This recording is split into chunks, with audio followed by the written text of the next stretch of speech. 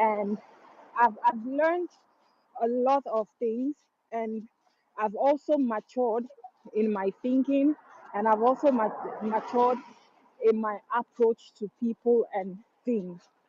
So when you come on spaces and you try to cast aspersion on people's character for whatever reason, I think we should, be we should have gone past that. Honestly, I'm not a big fan of. I wasn't really a big fan of Atiku running in 2023. Like people will talk about hypocrisy.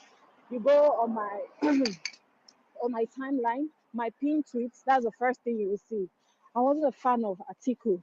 But I think no matter how people come to, be ageist, oh, he is going to be 100 years in 2027. Atiku is a Nigerian. And by Nigerian law, he can run even up to, he even laying on his deathbed if he chooses to, and he wins a primary.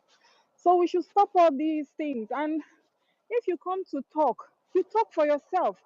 I voted for Peter Obi. I canvassed for him. I I did everything I could do to deliver my polling unit. And if Peter Obi today says, "Oh, I'm going to be VP to Atiku," I would support him 100%. If Peter Obi say, "Hey, I'm not going to run, but support these people," I would support them. So if you would not support, please don't come and be lumping us in your way. All of us, we don't have the same mindset. And stop all these PDP boys do this, PDP boys do that. It's very juvenile at this stage because, like I said, it's been at least 2 years. We're supposed to have matured and left all this juvenile delinquency at the door. But maybe I overestimate some people, I guess. But yeah, that is just really what I want to say. So please, when you come up, you speak for yourself. Don't speak for me, oh. Me, I will vote Atiku, I will vote Obi, I will vote whoever. I'm pro coalition. And I don't care. All these things people try to be just and kind. Politics is a dirty game. If you want to do all that, please go to church. Even church politics is nasty. Me, I'm pro anything that would take these bloodsuckers out of power. So if you're not pro it, I don't know why you come to join conversations where we're talking about it. So that's just it for me, Sha. But anyway, guys, yeah, host, I will not be, so ready or available because I'm also working. But yeah, I'll try as much as possible to, co-host your space. So that is my own thought. If you like, hate it. If you like it. But please, guys, moving forward, let us try to personalize our submission. Say I. Don't be saying the obedient movement. We never joined a cult with you. There was never any time we had a town hall meeting of agreement. So speak for yourself. Well, I don't know who is going next. I think I want to finish my submission before you. I will not say you interrupted. You didn't interrupt. Somebody was interrupting me, so I couldn't speak. okay. So just finish your submission. Thank you. Oh, okay, so just like I was saying, so a stronger coalition needs to happen, either we like it or not. You really wants to move forward. Your favorite can be the third in the coalition, and there's nothing, absolutely nothing wrong about that. It's about nation building, and if you want to go separate way, fine. The incumbent wins. It's just common sense. You understand? So the powerful country in the world, two giants are standing against it, and they no born the country well to go against those two countries. It will be chaotic, or it wins. It's just common sense. You understand? Because see, that is the bad thing about democracy. A lot of people who don't know how to make choices because just because they are ripe for the age, they will vote. I've spoken to some people. I'm like, look at what these people are doing. Look at their choices. That is just the sad part about democracy. We need numbers and we need enlightened people. No matter the few enlightened people you have, you don't have that numbers, you are not going anywhere. The issue of the south, of the north, to me is a PDP what would I say? Is a PDP constitution. It's not a national constitution. You understand? So you need these numbers, and this thing of a thing has fed into people's reasoning, and that is why they will tell you it is the turn of this. If you have the numbers, it doesn't matter the turn of anybody, you will win. We just need these numbers, and we need a coalition that will come on a good side, and either your favorite be the first or the second. We should work for the growth of the country. That is all I have to say. Thank you very much. I hit the mic.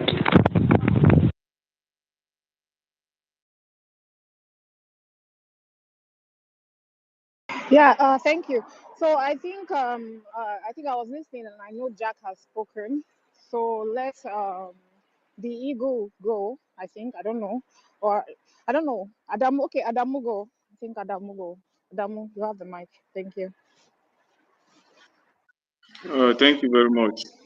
So I came up when I listened to Onyeka speaking and threatening us and saying all sort of things. See, I think we need to understand something here, right? What do people think a coalition is in the first place? See, people need to understand something, right? Today, in as much as Tinubu is even the president, if a candidate in APC decides, anybody you know in APC decides they want to contest for president against Tinubu, that person will have, mind you, Tinubu is a sitting president, and most of the time you can't defeat it's almost impossible to defeat a sitting president in primary. But guess what? Anybody, the form will be there for anybody to buy and decide to contest against Tinubu.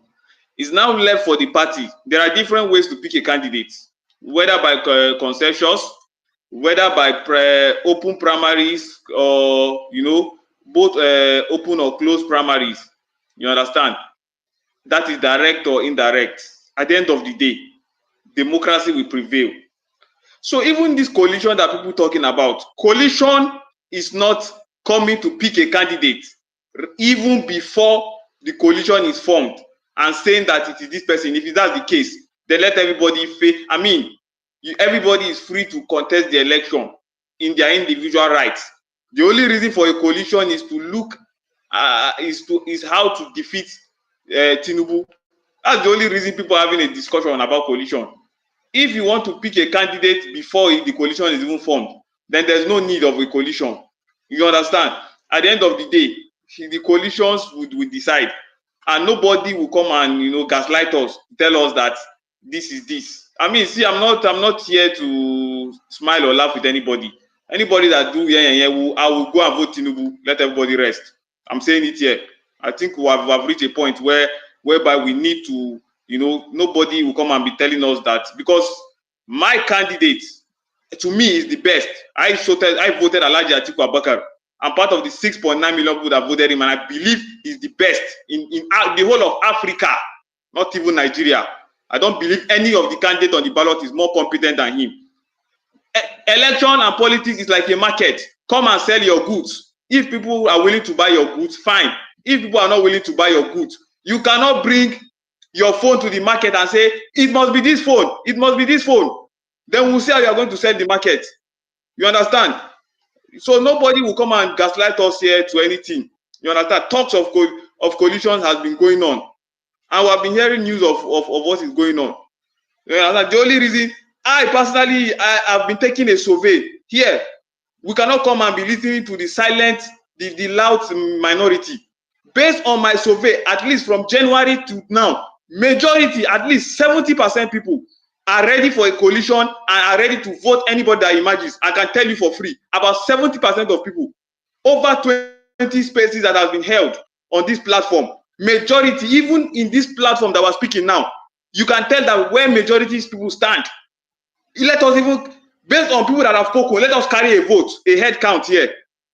Based on many people that have spoken here, have majority not accepted that they are ready to vote anybody that comes out of the coalition. Even in this platform, we defeat people here. That will show you that you are a silent minority. Sorry, you are a loud minority. Even in this place, let us do a head count. I've been taking note of these things just because of what people are saying. Me personally, I've been doing a survey. I say, okay, let me know where the majority are. Our majority saying it must be Obi. Our majority saying it must be Atiku. And I found out that majority are saying that they just want Tinubu out.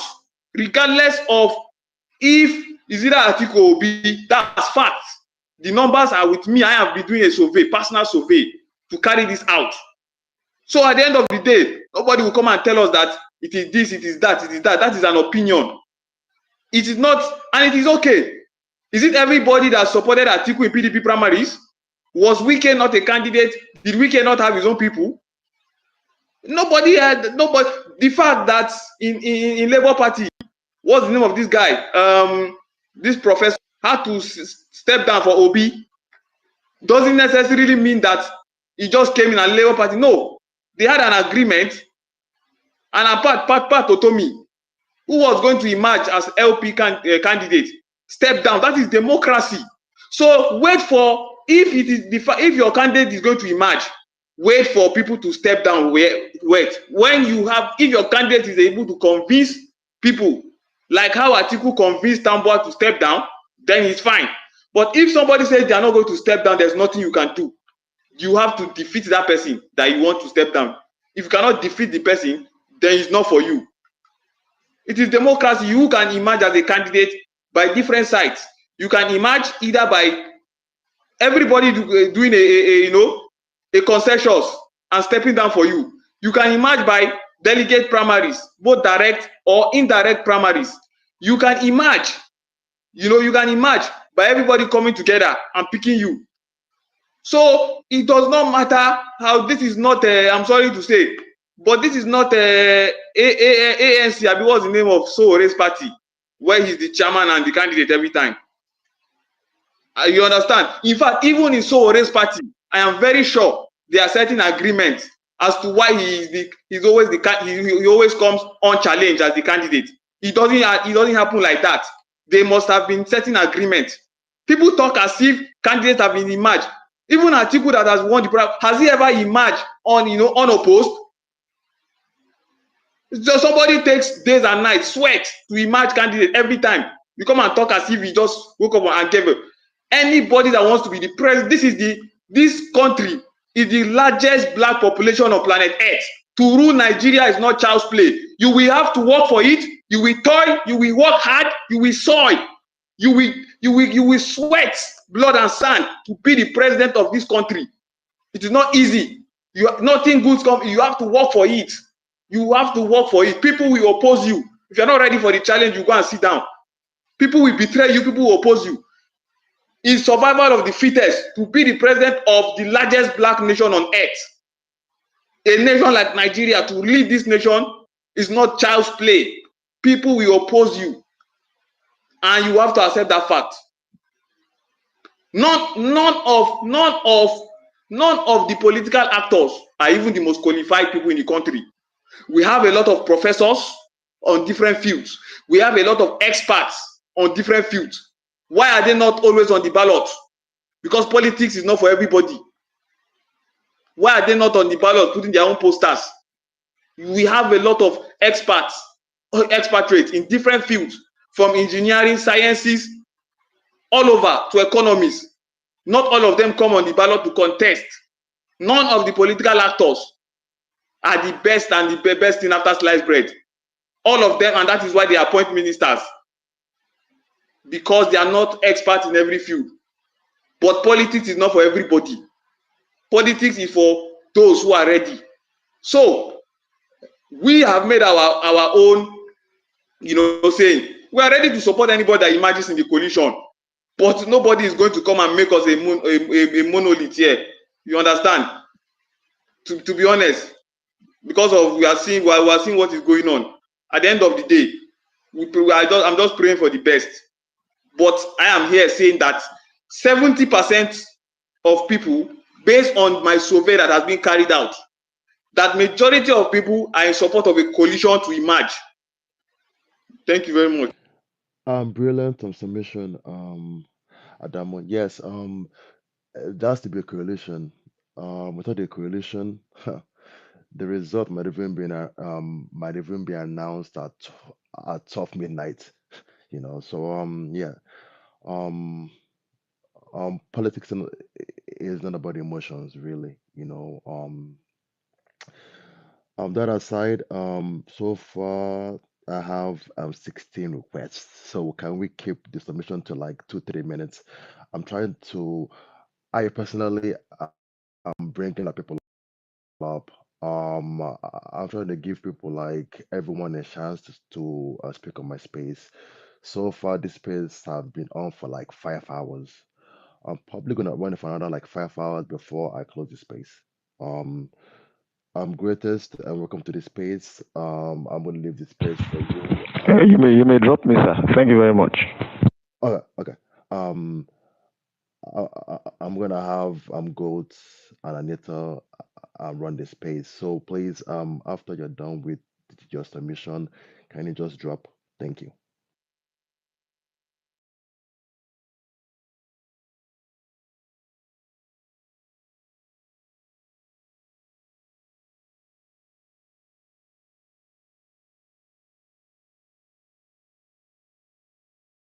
We can't hear the speaker, please. When my 7-year-old grandson called me and said, Grandpa, tell me the truth. Why did they call you Liar Mohammed?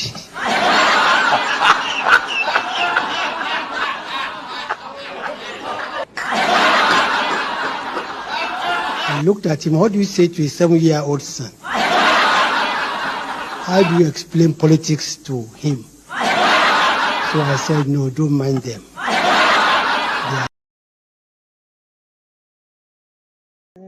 Yeah. Then that way, then we can now circle back to the people that have spoken before, Nika, Jack. Yeah, it's good that way. I don't know what anybody else thinks.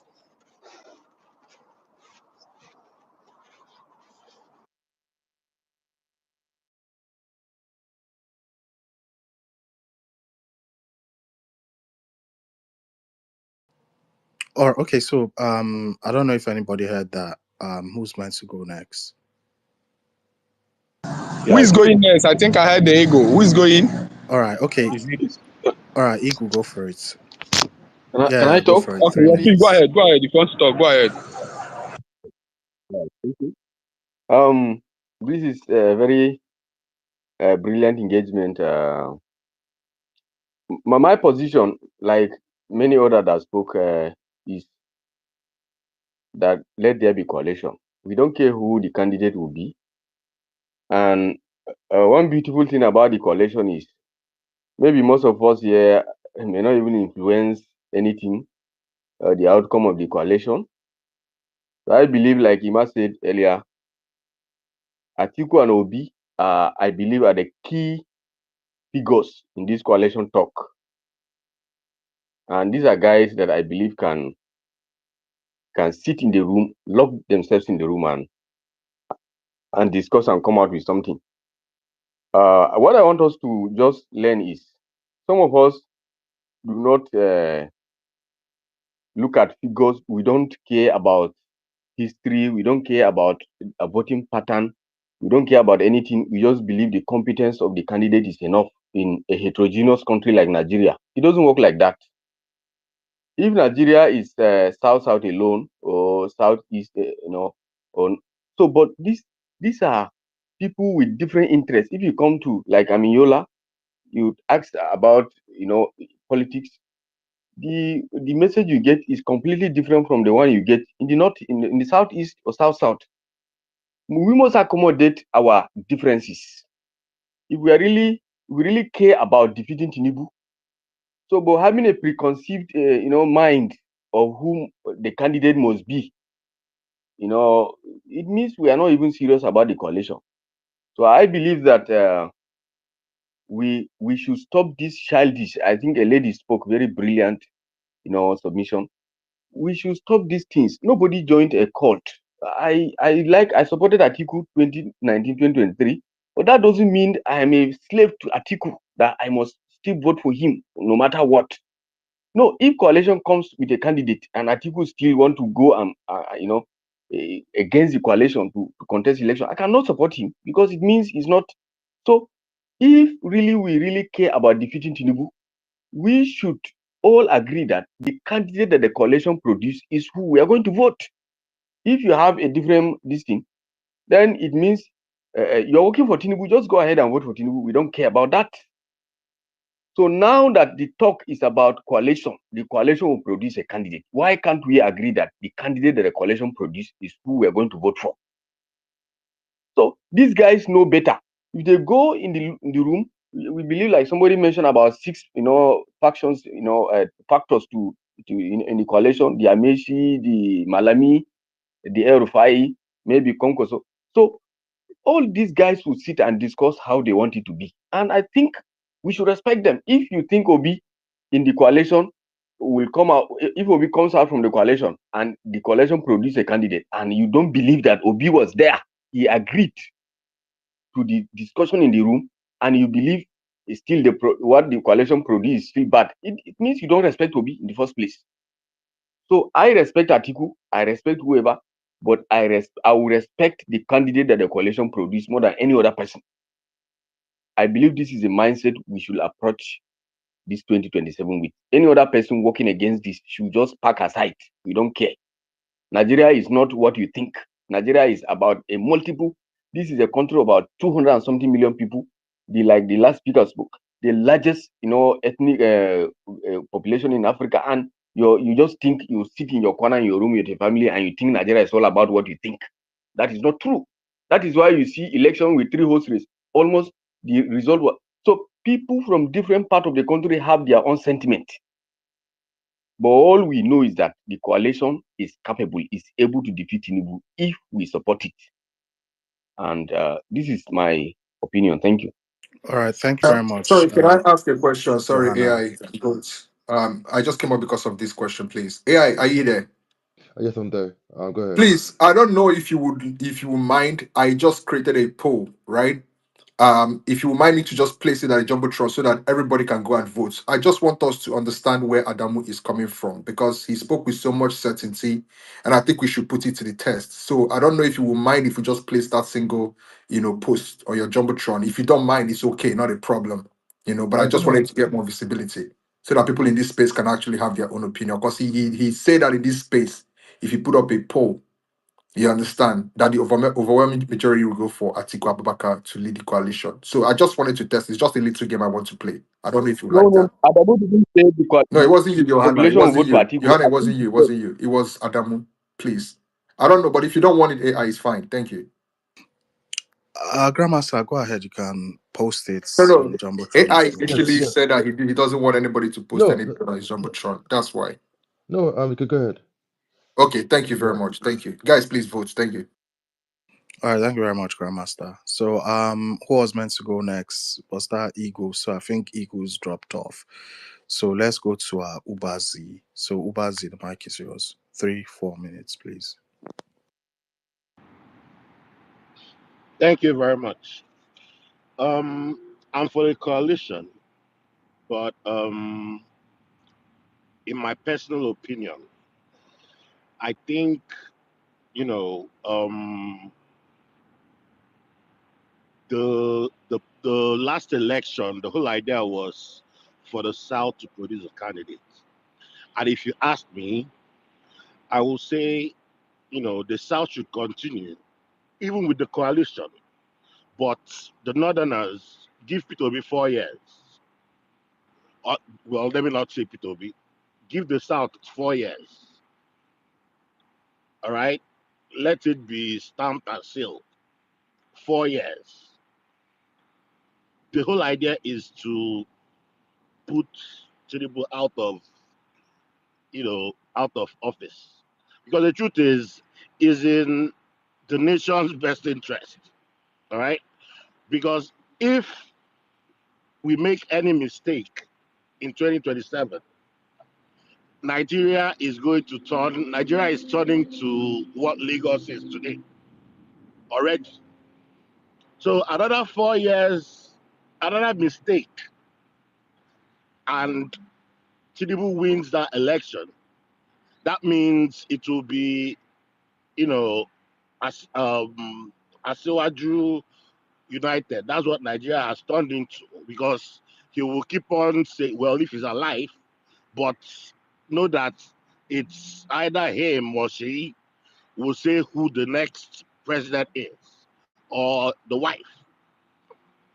It's as simple as that. it's in the best interest for everyone, the North, the South, to ensure that Tinubu does not come back. But if you ask me, I will say let the South finish their term, which was the whole idea of 2023. South has 8 years to go. North has done 4 years. Let the North, you know, cede power to the South. Okay, you guys should finish. Then after 4 years, in Northern I will go.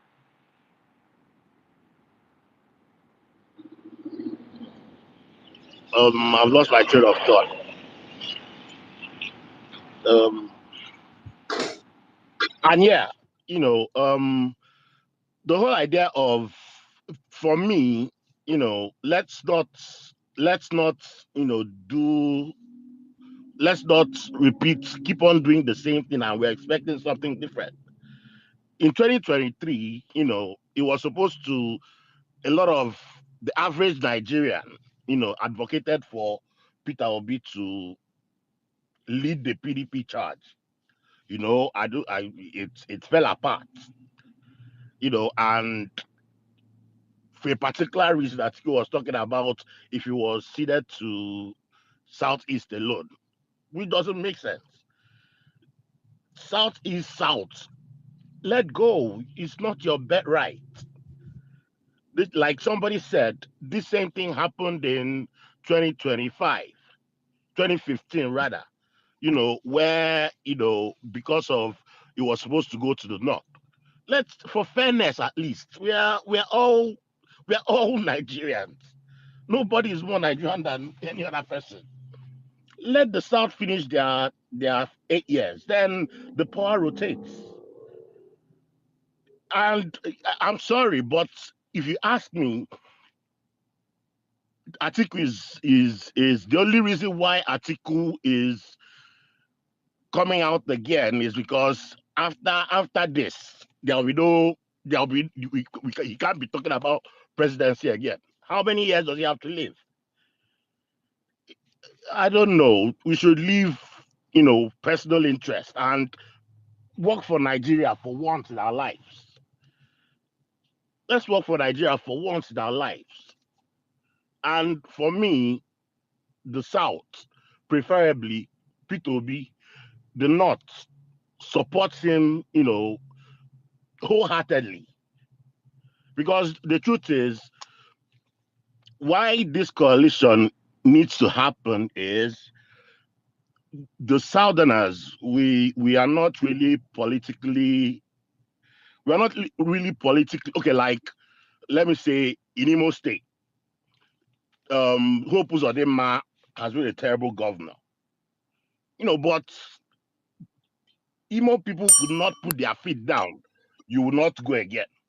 He managed to rig the election and nothing happened. But these are things, I mean, Bola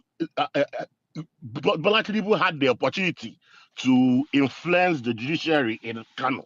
He couldn't do it because they'll burn it down. So that is why we need the Northern support.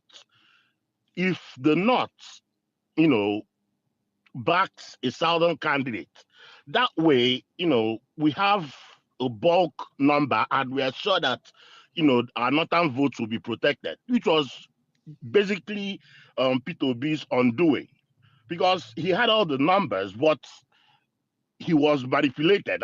Gombe, God gave us results of 2019, verbatim. Uba, if you can just So round we up in just 30 seconds, please. okay. So we just need let the South, finish their 4 years. Then power goes back to the North. Thank you very much. All right, thank you very much, Uba Sorry, Z. before the One second, before sorry guys, Adamu. before the next Adamu. speaker One goes. second, Adamu. 1 second. So just very quickly, Ubazi, because you said there's a lot of imbalance. I was just going to ask you, since 1999, do you know the duration in which the South has actually been in power compared to the North? Would you say it's favorably skewed to favor the South, or it's favorably skewed to favor the North? It's fine if you don't know the numbers, though. Since Say that since again. Sorry. 1999, who has been in power more, the South or the North? The South, and it was unfortunate because we had a very good president with Yaradua, but life happened. Okay, All I'm right, just and saying because of that statement you made earlier on. All right. no, I get it, but my point is, you know, the whole idea was for the South to do 8 years. Let them finish their 8 years, then power goes back to the North. I mean, the Nigeria will not end. All Thank right, you. thank you very much, Ubazi. Just apologies for everybody waiting to speak. I cannot see your request. I'll bring you up as soon as possible. So I'll prioritize those raising their Sorry, hands. sorry, Goat. Before the next speaker goes, just want to make a correction about what Grandmaster said. So first of all, I did not say that majority on on this space are going to vote Atiku. I said majority are ready to vote anybody that emerges in the coalition. So nobody is doing any competition with you. I'm not. That's not what I said. I've not mentioned any I said regardless of who the candidate is, majority are ready to vote for whoever emerges on the coalition. That's what I said. If you not come and be doing this Olumide Akpata poll, and All right, when the okay. election comes, Yeah. you don't have. All right. I think you've made your point, Adam. Well noted. Thank you very much. So, like I said, I'll take priorities those raising their hands. So I'm gonna go to Honorable Real One. So, Honorable Real One, the mic is yours. Okay. Good afternoon, Nigerians. Good afternoon, the co-hosts, and the fellow speakers and the listeners. I think one of the problem we have and will continue to have, which I think politicians in one or two ways they've actually mastered about us is probably our ability not to see, not to understand when to be flexible and when to keep on with one direction. This is just solely almost the same thing that I listen to when I go to mindset space, especially from the obedient camp.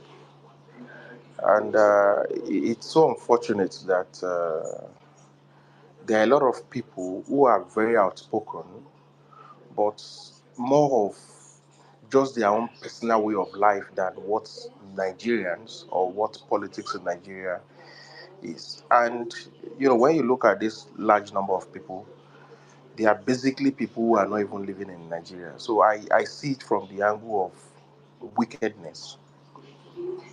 I don't know why. I can't say they are comfortable with the fact that Tinubu or APC still remains in power, but I just don't know why they are so much interested in it's either this person or nobody. We've had so many histories in this country, and we can always learn from the history. And I think going back to 2015, claiming that it was a turn of the North and that was why people left PDP, I think we need to just, if you don't understand what happened, ask questions.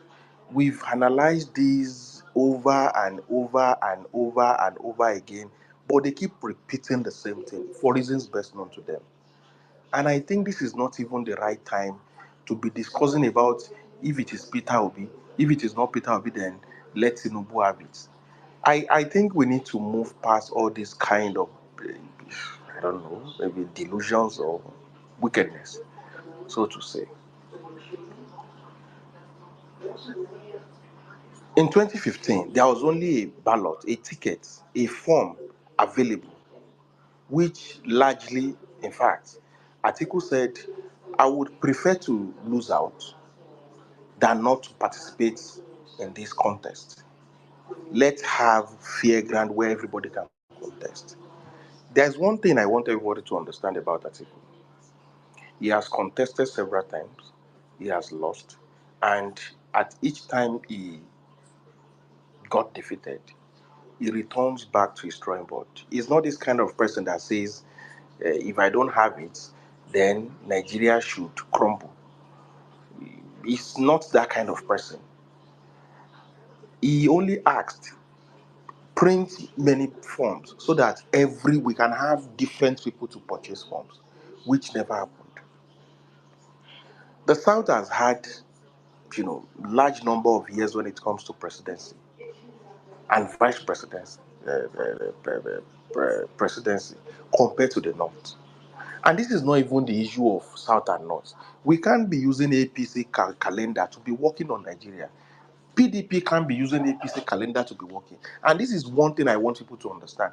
Because we'll be contested in the last election, are you now saying Labour Party people now have the authority or right to say now the next person that will contest under Labour Party should be another candidate? Like, let's just make this make sense.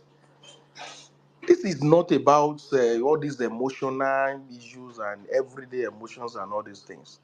Donald Trump contested. He was a president at the point. He was defeated. He contested again.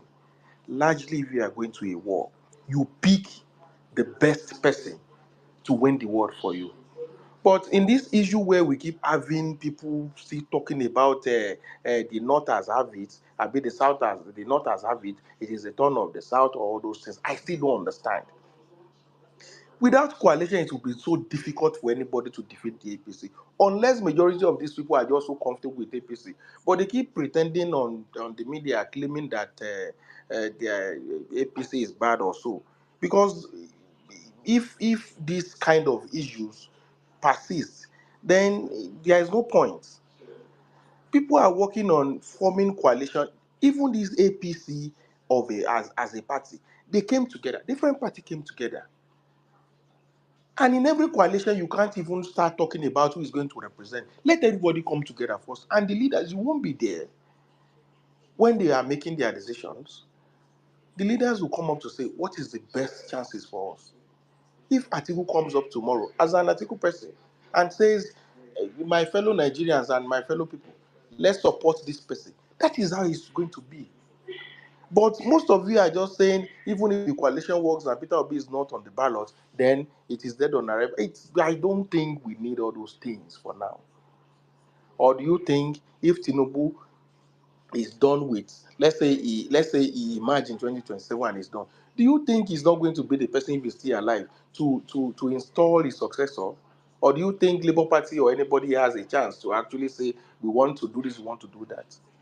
Let's start learning politics. If we can't keep acting like juveniles when it comes to proper thinking of how political settings or political situation works, especially in Nigeria. And that is why these leaders and APC people keeps just rubbishing us every day. When are we going to stop all these kind of discussions where people will still say if it is not Peter Obi, then we should forget it? What is the meaning of it is the turn of the South? A southern president was there in 2015. APC brought a northern person. So I don't understand. If Jonathan he's from the south, APC should have said, okay, let Tinubu run. But they just believed, okay, fine, the only thing we can do is who has the larger number of people that can help us win election. So at what point are we going to understand the calculation of politics? Like, this thing is just becoming boring on daily basis. If you people are not interested in this, then you'll be left behind. See, coalition and all these coalition stories it's been concluded. People who are leaders, who are your leaders, who are my leaders, who are the leaders of different forms, they've already came together and discussed on how these things will work. If you like, if Peter Obi comes tomorrow and say he wants to support this person to become the flag bearer, turn against Peter Obi and say, well, because of the fact that Peter Obi is not on the ballot, then Tinubu should continue it. Like, for how long? Let's just even understand how life works. Those people in power are not people that you just play this kind of politics. It's the turn of the South. What makes you think in 2020, in 2031, Tinubu, even with this National Assembly that we're seeing, I won't be surprised if Tinubu, even if a National Assembly enacts it in our constitution, that Tinubu can run. Honorable, 30 seconds. So what will you say if National Assembly pass a law that a president can run for the third time? there's danger. But you people are not seeing it. You are just seeing just in between this your little understanding of, I don't know, way of life, which is actually different from politics in Nigeria. Please, let's just do better. We can't keep repeating the same thing all the time. Thank you. All right, thank you very much, Honorable. Just to say, if the obedient movement, and I stand by what I'm saying, I'm 100% certain, does not go into a coalition, I can guarantee you 100% Snibu is going to win in 2027. 100%. That's non negotiable. I know that already, so let's just leave it at that. So I'm going to prioritize only those with their hands up. So I'm going to go with Francis. So, Francis, the mic is yours. Okay, thank you very much. Good evening, good morning, everybody, and good evening or good afternoon, depending on where you are speaking from. So, I want to quickly say something. I am an obedient, so I won't deny that. I won't, because somebody is attacking the obedience on this space, I will now feel like I will not say it. But just like uh, someone earlier said just now, that the obedience, we need the articulators as much as they need us. Without the obedience in the coalition, nobody is going to defeat Tinubu. And without the articulators, only the obedience cannot do it. So we need this coalition. And I believe that everybody in this space will believe with me that coalition is very much needed. So, but the thing is, anybody that is trying to remove the mindset that it is the turn of the anybody that is trying to remove the mindset that it is the turn, it is not the turn of the South. The person is trying to just hand APC a tool to use in 2027 to defeat this coalition. So what I'm trying to say in essence is they are just trying to hand APC the tools to use to defeat the coalition in 2027. Because if you look at it, um, from ab initio, the Nigerian politics, you cannot disregard the fact that there is tribe there and there is geopolitical zones. And we are talking about the north and the south in these geopolitical zones. Now we are saying, everybody is saying that the Southerners have to complete their 8 years, which I stand with. And in that case, I will always prefer that a Southerner emerge from this coalition. So now, if you look at it, by 2030, if maybe a Southerner does not emerge, and then Tinubu finishes his 8 years, probably the APC must have played the geopolitical zone politics. They will divide us among ourselves, begin to fight among ourselves who is supposed to be there and who is not supposed to be there. By the time we are doing that, they go ahead and manipulate, because there is no free and fair election. So by the time they are doing that, they did that in Edo State. They played this geopolitical politics as well. The Esan, North, the South, and the Benin started fighting amongst themselves, and they went ahead and just did what abracadabra, and they won. The APC took over the Edo State. So what I'm trying to tell you in essence is, if you play according to APC, you will just give them a northerner candidate, and they will play the cards that it's not time for the north yet. It is time for a southerner to be there. That southerner have to complete their. If you put a southerner there, even if the person does 4 years, by 2031, they will now be talking about who is the northerner that will go in. We have to play this politics in accordance with the APC. By that time, if you put a southerner, for example, P2B, whom I believe that one of his major goals of going in there is to dismantle the system, which includes the electoral reform. Because if electoral reforms is not done, we cannot start talking about the let's disregard the north and south wahala. See, until electoral reforms is done in Nigeria, you cannot disregard this zoning until electoral reforms is done, when the people's vote can actually count to a certain. People's vote will not count 100%, but at least if you're talking about the people's vote counting up to 75%, let the people's vote count up to 75 or 80%. Eh? But until we finish with the electoral reforms, this zoning is very important. You have to play alongside them. When you elect the person that will go there and do the electoral reforms, by 2031, depending on the agreement, a northerner can come in. Even if a northerner doesn't come in, and whosoever there decides to, okay, let's present a southerner. By that time, if electoral reforms has been done, it is now the people's choice that matters, not whether zoning or no zoning. It is the people's choice that will matter at that time. In As of now, for now, I strongly believe that because of the method through which Nigeria does their election, it is very, very important that we still keep this zone back to the south. 2031, if Peter Obi defeats this coalition because of this ignorance, if we ignore this and Tinubu, sorry, defeats this coalition, in 2031, you cannot go to a northerner and tell him that it is time for a southerner again. No northerner will ever hear you. In fact, the moment in 2031, if you talk about giving a northerner the president, a southerner the presidency, you become immediately you become the enemy of the nation, especially the enemy of a northern. So it's better we put these cards on the table and play it the way it is. For now, it is the turn of the southerner. Let's play it accordingly. By 2031, it will zone back to the north, and let's play it that way.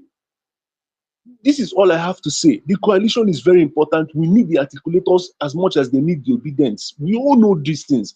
Without this, we cannot defeat this incumbent government. But in as much as that, we have to consider this zoning. It is very important that this power comes to the south. You can only, maybe in the agreement, it can only be say, do 4 years. I think this is one of the issues Good Luck had with Atiku that made him leave PDP to APC. But in this case, if the agreement can be had, it will stay in the south 4 years only. Then we start All talking right, about the Francis, north. let me let This is me all I let have to me say. ask you a very quick question before I move on to the next speaker. So if you were to look at 2023 elections, I think it was the North that actually, should I say, won or selected, I don't know, based on what INEC released the results. It was the North that actually gave Tinubu that presidency looking at the results. So going to 2027, what do you think the North would pick? Power coming to them briefly for 4 years in 2027, or a Muslim ticket? What do you think the North would vote en masse for? Power returning back to the North early for 4 years, or a Muslim ticket? What do you think the North would pick? But I think the north will pick whosoever they follow. See, No, the no, no, no, no. It's articulators. a very direct question. Yeah, we both Eh? know. We both know who they will pick. If power is coming to them briefly for 4 years, go back to the south for 4 years. And if you look at it from that angle, it will balance out. Both sides would balance out, I think, at 22, in the early 2040s. So it will actually balance it out. Because right now, I believe the south has 18 years and the north just only has 10 years. So it will evenly Okay. balance it out. I did the calculation. If we were to go 4 years to the north, 4 years in the south, return back to the north to do 8 years, it will balance the whole equation. So do you think Muslim tickets or power return to the north briefly in 2027? Which I have to mention again, this is one thing that Tinubu cannot give the north. So it will cause him sleepless nightmares. Sorry, nightmares. It will really cause him nightmares because he cannot give them that. So, what do you think the North will actually go for?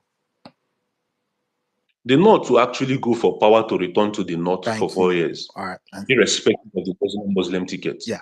They Thank will you. prefer the north to take power for 4 years, and then it goes back to the To south. the South. I just want you to start thinking, you understand, like a politician, if you really actually want to win. You understand? I'm no fan of Atiku or a merger, but look, if you need to win or you want to win, there are some certain things you have to do, and you have to be very flexible. And Tinubu is a very flexible person. He can be a Of course. Democrat when he wants. He can be a dictator when he wants. He can be a, what is he called, a peacemaker when he wants. He loves protests, but on the other hand, he's against protests. I have seen all his document from beginning to the end. He's always changing, and he knows how to But take I want to risk ask you a as question. well. I don't want to I hog the want to mic ask you. too much, Francis, but one quick question before I move on. Okay, please. Do you think the obedience will back that ticket if Atiku? is the flag bearer. For me, it doesn't really matter if the obedience back it or not. For me, what matters is what I know is that if Tinubu wins in 2027, everybody should just go and rest because that's the end of it. It's the same Tinubu that will do the election in 2031. Power, Yes. everybody should just go to their. If you want to study for your masters or PhD, I say it's go start looking towards that now because if Tinubu wins in 2027, I think that's it done. We should just all pack it up. Atiku is in his 70s. No, Atiku is in his 80s, right?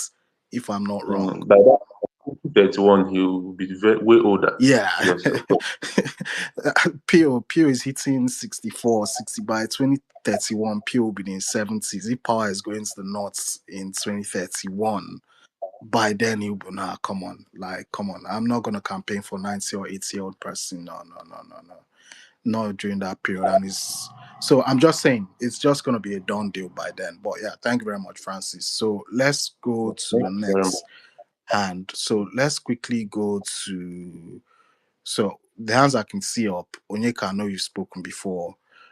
Let's go to Caller Day. So we're gonna take in this fashion. So it's gonna be Caller Day, Nedu, Onyeka, and Ogene. So in that faction, Colade, Nedu, Onyeka, and Ogene. So go for it, Colade. Welcome, BK. Thank you so much, my brother. Yeah, I greet you. I greet everyone out there. I've been listening, and it's quite funny. I really came up to just say this. I think we should desist from using the frame like some people are politically naive or emotions or things like that. Because right now, I think in quote, my PDP friends and brothers and sisters, they are the one being politically naive right now. They are the one now playing using emotions right now. Let us talk politics as we stand today, as things stand today. Let us talk politics. The same sentiment, the same thing they fought against in Edo about in quotes zoning that they like tooth and nail. Right now they want to shift the goalposts. Right now they want to shift it. Look, let me tell you, we all agree on one thing. We need to pick, like politicians need to come together to defeat APC. We all agree on that. Like to have that landslide, to have that wild merging. You get it so that they will not be able to read, like easily read. Let me use that word. Not because like one candidate cannot defeat, but it's just going to be easy for them to leave the person out. So a coalition is needed right now so that there will be enough merging and there will be enough like strength to like tackle to fight back if there's a need to fight back. That is what we're saying. And as things stands right now, some people are saying that we should close our eyes to the sentiment of the North South. It's not possible. It won't work. And let me tell you, for smart politicians in the North, they are ready to like wait for 4 years because they are doing their calculation. They also don't want them. You think age is on every one of them side. The big boys in the north right now, they are calculating 8 years and 4 years to their years. They have the shots rather than saying that, oh, let somebody come in or they give them 4 years right now, which will not be them. They now goes. That's about 12 years to their age. You think they are dumb? So this is facts. If the power should leave the south, if someone should truncate it, PO, anybody can decide to say they want to play anybody who wants to like move the power to the north, only wants to play in quotes, wants to be a spoiler, is welcomed in politics. But even if you want to be a spoiler, you don't bring in quotes somebody like Baba Atiku. Come on, a lot of things is not working playing now for Baba Atiku. And everybody knows that. What people are saying is let Baba Atiku like bring his whatever, let him like nominate somebody else. That's what people are saying. Then we know we are in for business. But my friends and my brothers who are in politicians under Baba Atiku, because of their own pocket, because of what they believe that, oh, once this government is there, at least they are in power. Because of that, they will not come out and speak the simple truth or like do a calculation that makes sense to everybody. You get it? Look, some people, and this in quote, the people that we tag as being naive or does not know politics or use emotions, they have nothing to gain in here. They're just fighting for a country. Some of us have a lot to gain, and I know you, my brothers and sisters. We know ourselves. We have a lot to gain when our person is in government. But you see all these young people just fighting not for anything, just want a better country. And because of what we want to personally benefit, we don't want to consider them in the game. So please let us be factual here. If we truly want things to change for good, if we truly want to defeat this monster that we have in here, it is high time we sit ourselves down and tell ourselves the bitter truth. If you could not swallow that pill in Edo, you now want to come and swallow it at the presidential level. You think Tinubu is dumb? You will take power back to the north. You are screwed in the south.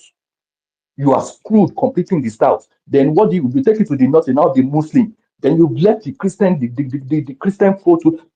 You can't remove all these things from Nigerian politics for God's sake, and we know that. We know that. So please, anything you want to say, you can say. But right now, if in quotes, our PDP brothers and sisters cannot talk to Baba Atiku to like be a kingmaker. I'm not saying compulsorily it must be PO, but I think as it stands right now, PO is still the best shot for him, and he knows that, and we all know that as it stands today. But it should be a kingmaker, like sacrifice and like, get the younger ones running, get them in there. As simple as ABC now. So, but now we don't want to keep playing politics because of what? So that our person will be in government, so that you are close to the hierarchy of whatever. Was PO not in PDP? I've never been a PDP man. I will never be. And we keep always just forgetting, believing that in close, just of a sudden, PDP will now become an angel. People will still will remind Nigerians about PDP. So PDP or APC, both of them, we still know where they stand.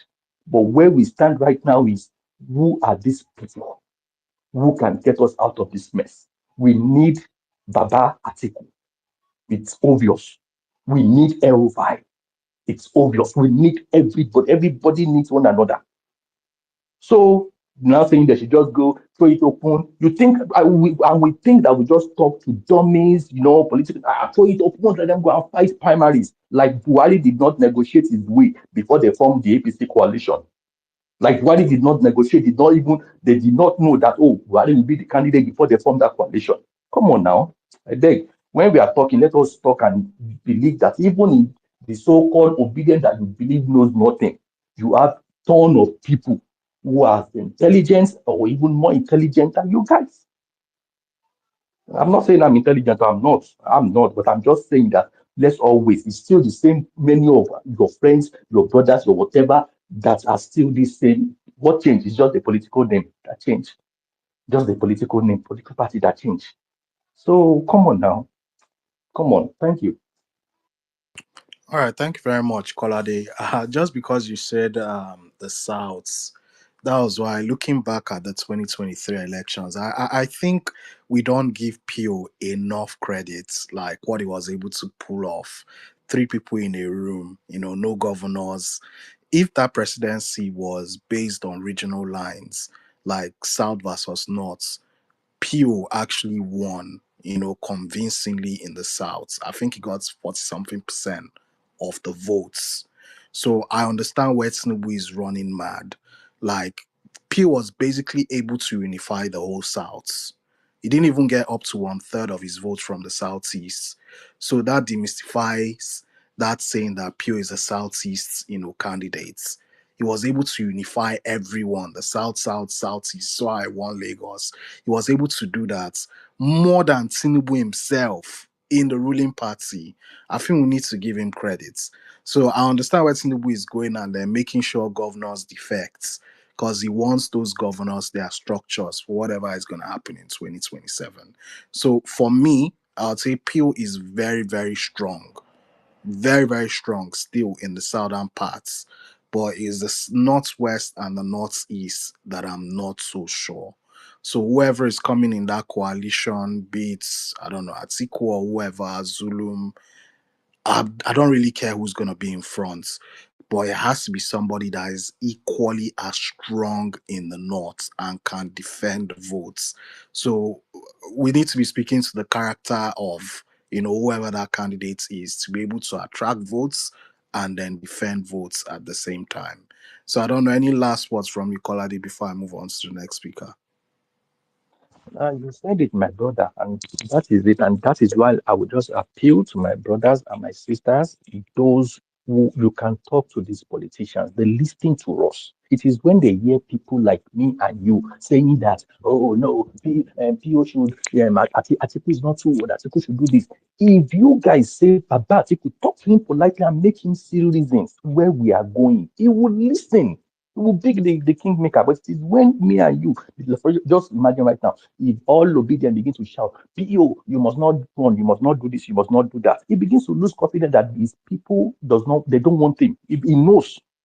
But no, you guys won't do that. You're just like still pushing. Oh no, you should run it. You must just be a fair game. It must be this coalition, this, that, this, that. Then that means you are the one adding fire to pouring petrol to the fire. All we are saying is let us appeal to these people. It's not contest. Now we want to just get this APC out. We want to all team up. We want to all work together to just achieve this. And the only way we can achieve it, we are all seeing it is glaring in our eyes right now. We know who majority of Nigerians are ready to support. All we just need is for us to come together. But yet we cannot talk to just one man who some people have sworn enemy. Like if they see him again, like run, they will walk against him till Jesus will come. Come on now. And we want to still carry that baggage and still say, oh, because we have the coalition, like that baggage will just disappear and it will just become whatever. Look, some things will not work. I rest my case right here. Thank you. All right, thank you very much, BK. I appreciate it. So let's quickly go to is it meant to be Nedu or Onyeka speaking next before I go to Ogene? I believe it's you, Nedu, and then Onyeka, then Ogene next. Or about you, Nedu. Good Afternoon. afternoon. Good afternoon, gentlemen and ladies. I'm going to be very, very brief. Um, Recently, we must have seen that a lot of southern politicians, the governors, and the senators and members of the House of Rep are moving to the opposition party. They're moving to the APC. And we are thinking they're just moving for moving sake. It's beyond that. Over the time in the Nigerian political space, we have seen the North as power mongers. They love power so much. Until recently, that the whole thing have moved to the Southwest. Whenever they talk about power moving down to the South, it's always the Southwest and nothing like South. Power have always resided in the Southwest of recent, from 1999 till date. So nothing like South. Nigeria is standing on a tripod. The North, the South, and the East. The East haven't had their own share, and nobody's talking about that. It's always power down to the South. When you're talking about the South, which South are you talking about? Because they are using this South to confuse most of us. If power is coming down, where is it going to? Is it going to the West or to the East? Because they can't be taking what belongs to all of us and they are saying South, South, South. It doesn't work that way. Beyond that, there's fear among Southern Nigerian politicians, the presidency, the governors, every part of the South, that the North is planning to hijack power by all means. Because they always see the North as power mongers. They want power. All they want is power. So there is fear among the Southern politicians that the North is planning behind the scene. So these politicians are gathering to make sure that the mistakes of the past never repeat itself again. Because things like this have happened years back. If we go down the memory lane, it have happened. So they are making sure it doesn't happen again. And most of the time it's happened, within the coalition between the North and the Eastern governments. That's how it's happened. Beyond that, I always tell people that Atiku Abubakar is the problem of Nigeria's political space. And if we must tell ourselves the truth, this is it. Is Atiku's umbilical cord tied to the presidency or contesting elections? Why must it be Atiku Abubakar? Since 1993 to date, dude Our grandpa have been contesting for election up till today. Up to today. Most of the people listening here weren't born in 1993. Some of us are very unfortunate to, to be in Nigeria before then. But most people listening, they weren't born before then. Most of them are almost in their 30s, and Atiku is still contesting. What is it that he left there that he wants to go and collect? Let us all go there, collect it, and bring it to him. We want to go, all of us. If it is money, we'll contribute and give to him. He should rest. Many Southern politicians are very, very angry with Atiku. Because of what? Because of his quest for power. The quest is so much. Why can't he be humble enough to say, okay, I'm going to support this person. I'm going to give this person my political machinery to make sure that Nigeria move forward. But no, it must be him. If not him, nobody else. I'm one of the people that are of the opinion that Atiku should be able to sit with some powerful men and say, no, I'm not going again. I think this person should go, and I'm going to support this person with my political machinery. I'm going to give him everything he needs. But I'd like this person to pick up this person, to run with this person. That is the way, that is the kind of thing he should do. Atiku should be an elder statesman by now. That is what he should be. But dude said no, he will still contest. To be fair to you people, to be fair from my own personal analysis, if Atiku is on the ballot on election day in 2027, before 12 p.m., he will lose, no matter who he will be contesting with. No matter who. There's a strong sentiment that power shouldn't go to the north in 2027. By all means, power shouldn't go. Anything that takes power to the north in 2027, anything that will take power to the north in 2027, eh, will be crushed before 9 a.m. on election day. I am telling you people from my own personal analysis, and I'm not wrong on my analysis. Peter Obi mustn't be president. Anybody can be. But the thing is this, when it comes to coalition, they should be able to sit down and do the calculation. It is not emotions. They need to keep emotions by the side and deal with facts. They need to deal with figures. That is the way it should be done. It mustn't be PO. It mustn't be Atiku. It mustn't be this one. But once Atiku is there, it's not going to fly. It can be PO and El Rufai. People have their sentiments against Malam. But they're up there in the north, those fanatics and some crazy people, they love Malam. They love him so much. Malam is that kind of person that may be able to gather a lot of votes. Up Sorry, there. which There of are the other Malam people. are you referring to? The Malam from Kaduna. Ah, I'm giving him as an instance. I never oh, said okay, he should okay, okay, run. okay, okay, okay, okay, okay. I'm not All saying right. he should run, please. I'm not saying he should run. So that people will not misquote me. I am saying, for example, most of those fanatics up there, I'm very careful with my choice of words. Most of those fanatics up there in the northern part, in the top parts of Nigeria, they love him so much. There are other people that they may decide to merge with PO, for example, to run. PO must not be the ballot. They can find someone from down the south, and say, okay, this person and this person should be able to run. That's the way it should be done. But But please, I think Nidu, we shouldn't be there. one question from the last elections. Do you know the Northeast and the Northwest? Atiku actually had more votes than Tinubu. That's actually huge. Tinubu was running. You need to go look at the figure. Atiku actually had more votes than Tinubu in the North. Take away the North Central. Even Pio had more votes than Atiku in the North Central.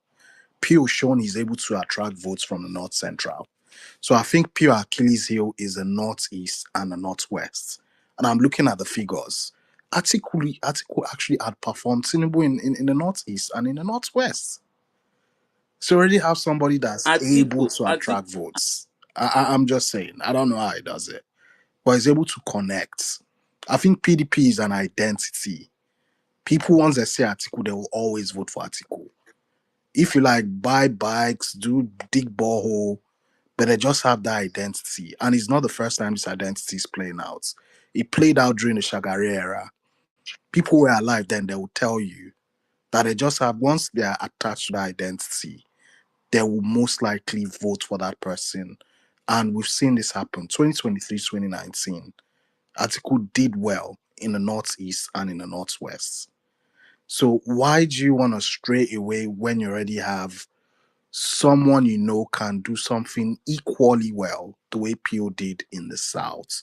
Would it not make sense just merging both of them together, get Pio's leg at the door? And I don't believe you need 8 years to change Nigeria. 4 years is good enough. This is where me I'm just coming from my own point. I don't even support merger or because I think it's two different ideology. But I'm saying if you really want to win, should we not start thinking in that light and then looking at the numbers? It doesn't lie. So I'll give you 1 minute to respond before we move on. Atiku is enjoying that PDP base, that name PDP that he ran with. If you take Atiku Abubakar from that party, he won't garner anything. Take a look at his own state, in Adamawa State. How many votes did he get? Oga was struggling even in his own household. Imagine a man that was struggling in his own household upon the fact that PDP controls his own state. He's not that strong. The man is living on past glory. We don't need men that are still living in 1975 glory. No, this is a modern generation. Most of the people that will be voting, most of them never voted before. Few of them voted in 2023. Most of them are this Gen Z. Most of them are now on TikTok. They are now using Instagram. This guy, most of them are even smarter. They are tired of this kind of a person. We need a stronger candidate who is somehow a fanatic. That is what I said. Who is somehow a fanatic. Because those guys in Upper North, they understand his language very well. If you bring a liberal Muslim, he will not go far because they don't want somebody like that. That is why you see people looking at people like Kwankwaso or people like Malam, for example. Because those guys are the people that will come and say, oh, Shebe, everybody say, hey, and it will happen. These are the people that can say, that can use those kind of Buhari's words there. Blood and baboon, everywhere will be soaked, and body bag, all those kind of things. Because in 2027, it's not just election. It is time for wasbos. To be honest with you people, let's not just pretend.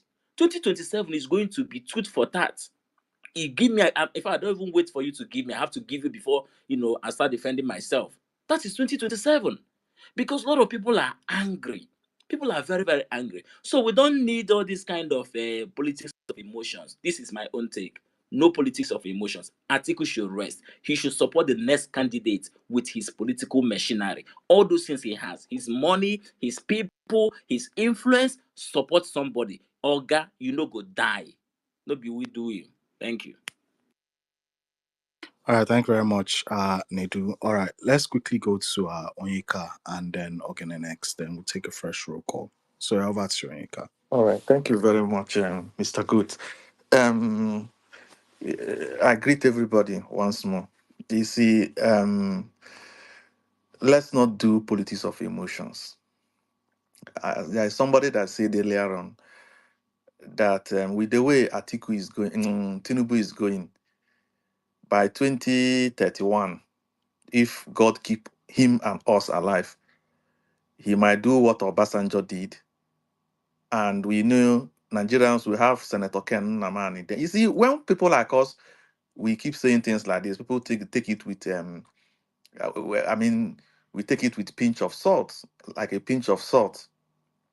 He might do, Nigerians had Ken Namani then, but by 2031, we might be faced with a Akpabio to decide whether Tinubu is going to run for a third tenure or not, or might make some crazy constitutional changes that, in fact, it will take away the power to decide our leaders from our hands.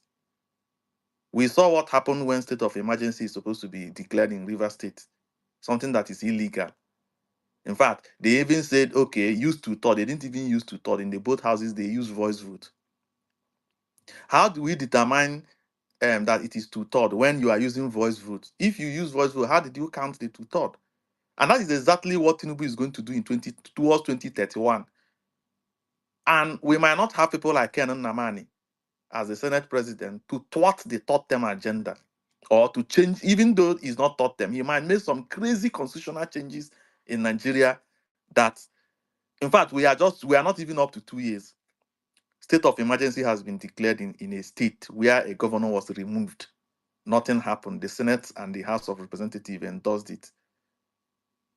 But we are saying here, and people are bringing some sort of emotional politics, emotional consideration. As I said earlier, this is not the time to be playing childish innuendos. This is not the time. I might agree that Atiku might have some disadvantages, just like every other person. And for somebody to come and say that Malam Nasir El-Rufai, yes, that he is that that a lot of people from the south have reservations about it. It is everywhere. A lot of people from the north have reservations about Tinubu. A lot of people from the south has reservation about Tinubu. Likewise, Atiku, likewise, P2B and anybody. So this is a coalition and this is an election. How did the Republican Party become the Republican Party we know today that Donald Trump is? How did they form Republican Party if we don't know? Go and look at the history of America. When General Harrison was elected in 1840, he later died, and his deputy, his vice president, Mr. Tyler, became the president after the death of General Harrison. What happened? Tyler was not doing what the Democratic Party wanted, and then the Democratic Party had to expel Tyler. At the end of the day, what happened later was that the weak party, okay, it is even the weak party, not even the Democratic Party, the weak party, sorry. The weak party later formed an alliance with some part of the Democratic Party, and then they now formed the Republican Party. So all this trying to pinpoint individuals to bring them down, to talk down on them, how is it going to help you? For people to begin to say that Atiku is not going to get nothing. In 2019, he got 12 million votes. Remember, Buhari got 15 million votes. Now, I'm not trying to make a case for Atiku, but what I'm trying to say is that all this trying to bring down people's personality in order for you to project your own, it doesn't make sense. Last election, he got 6.9 million votes, albeit in PDP, but that is not even the case. So if you think that the Northerners are not going to vote for Atiku, you are dreaming. You are really, really dreaming if you think they are not going to vote for him. If you look at the 2023 election, the reason why Tinubu became the president, anybody can argue, was because the Northerners wanted to pay back the favor he did to Buhari in 2015. And if you look at the votes, yes, while we may agree that if you are trying to discount the North Central, remember that in the Northeast, the vice presidential candidate was from the Northeast. If you remember, Shetima. And he has a governor whom himself, the Shetima, installed, and the governor was doing well. Tinubu was able to get 2.3 million votes in the Northwest alone. Remove that, which I doubt he's going to get this time around. I doubt he's going to even get up to 20% of that vote in the Northwest this time around. Remove that and add it to Atiku or any Northerner. You will see that the vote will be very high. And even those votes that Tinubu got from the Northeast, he's not even going to get some of all those votes again. I think he got about 1 million votes from the Northeast. So please, for me, I'm not pointing at any candidate. All this trying to bring down, this person I'm trying. See, the way you have reservations about other people's previous candidates, that is how other people have reservations. If you are saying that the Northerners, the Southerners have reservation about El-Rufai, don't you think that the Northerners also have reservations about P2B as well? That is the reason. That was the reason why they never voted for him. So, but if the Northerners are ready to drop that reservations about P2B and vote for him in 2027, why are you now trying to bring up the fact that the Southerners have reservation about whosoever you mention?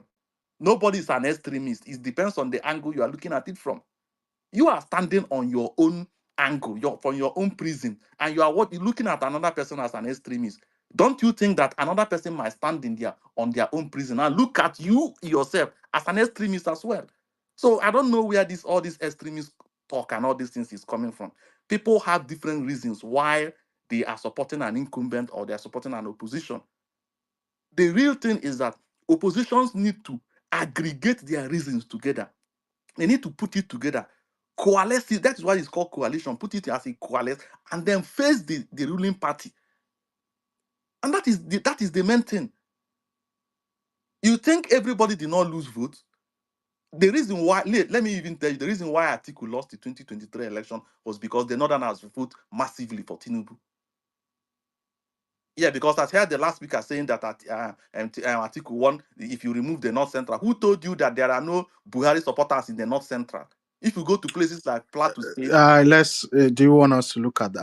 I can run you the figures. I'm telling you, even the northeast that Shetima is from. Sorry, yeah, that where Shetima is even from. Like, look, Tinubu Borno states. Tinubu had no, no, 1.1 no, wait. million. I understand what you are saying. You say if they remove North Central, that Atiku got more vote, and that is true.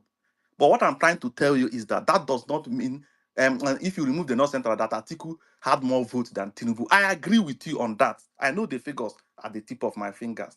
But what I'm trying to say is that that does not mean that Tinubu did not score a substantial amount of vote in the north, northeast, and northwest. He got almost 2.3 million votes only in the northwest. In fact, that the vote Tinubu got in the northwest form about 33% of his total amount of vote. In fact, Tinubu got more number of votes in the northwest than Atiku.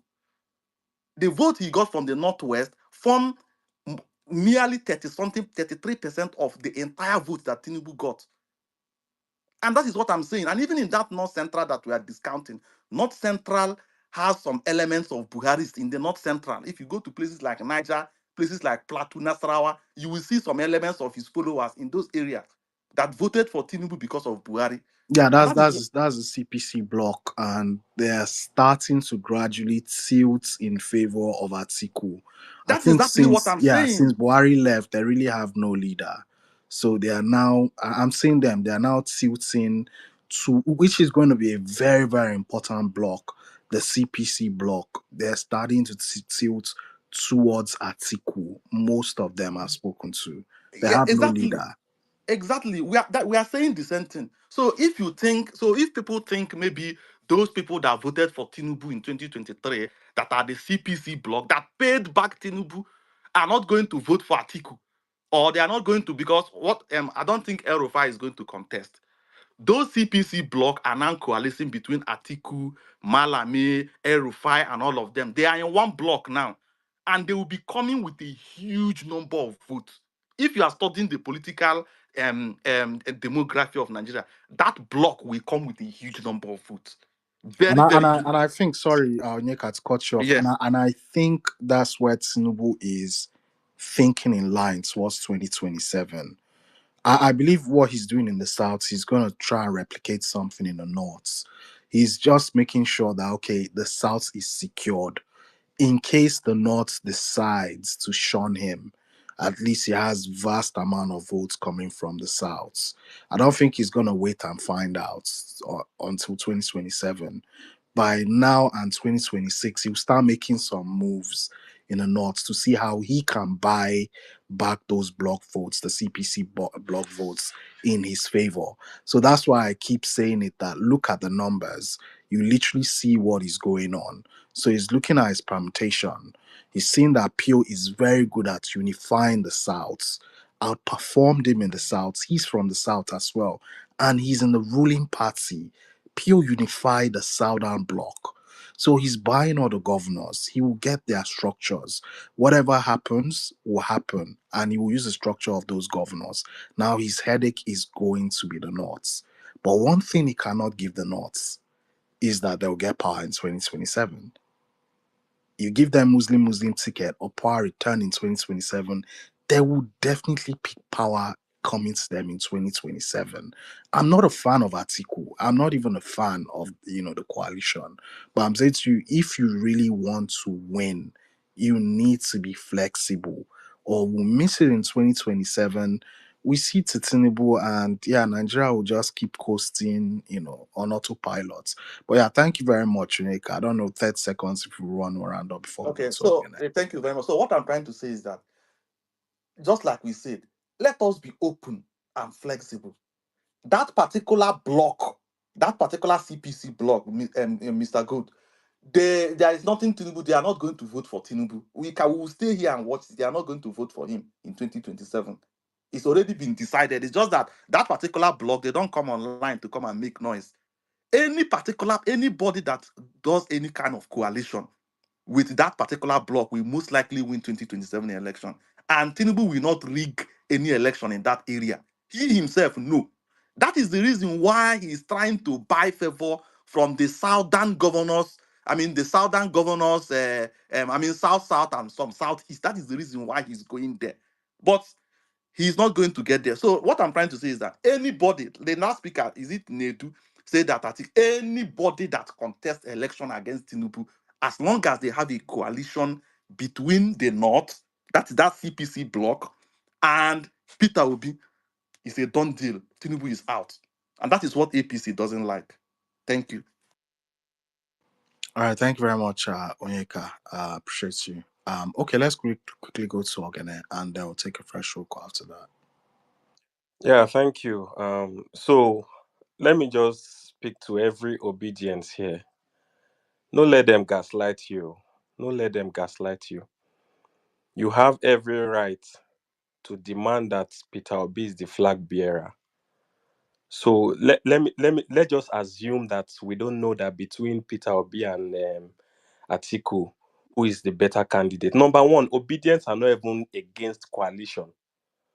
We are just saying that Obi should be the flag bearer. Why? It's not an emotional statement.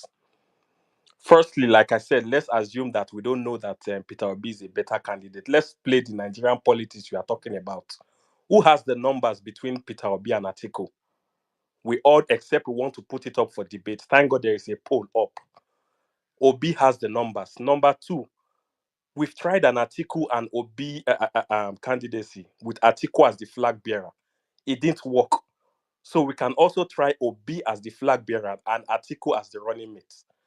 Number three, the South must complete their 4 years. If we want Tinubu out, we still have 4 years for the South to continue. So, at least with these 3 points, Obi should be the flag bearer if there is any coalition between Atiku and Obi. And I don't even like the headings of this space, always putting Atiku and Atiku first before Obi. Let me excuse you and think that it's in alphabetical order. Let me just come out that way. So at least with these 3 points, it's not even emotions. Obi should be the flag bearer. So obedient, don't let them gaslight you, saying, why you think you can do it on your own. We don't want to do it on our own. If we want a coalition, Obi should be the flag bearer. So we are not even saying that we don't want coalition, then Obi.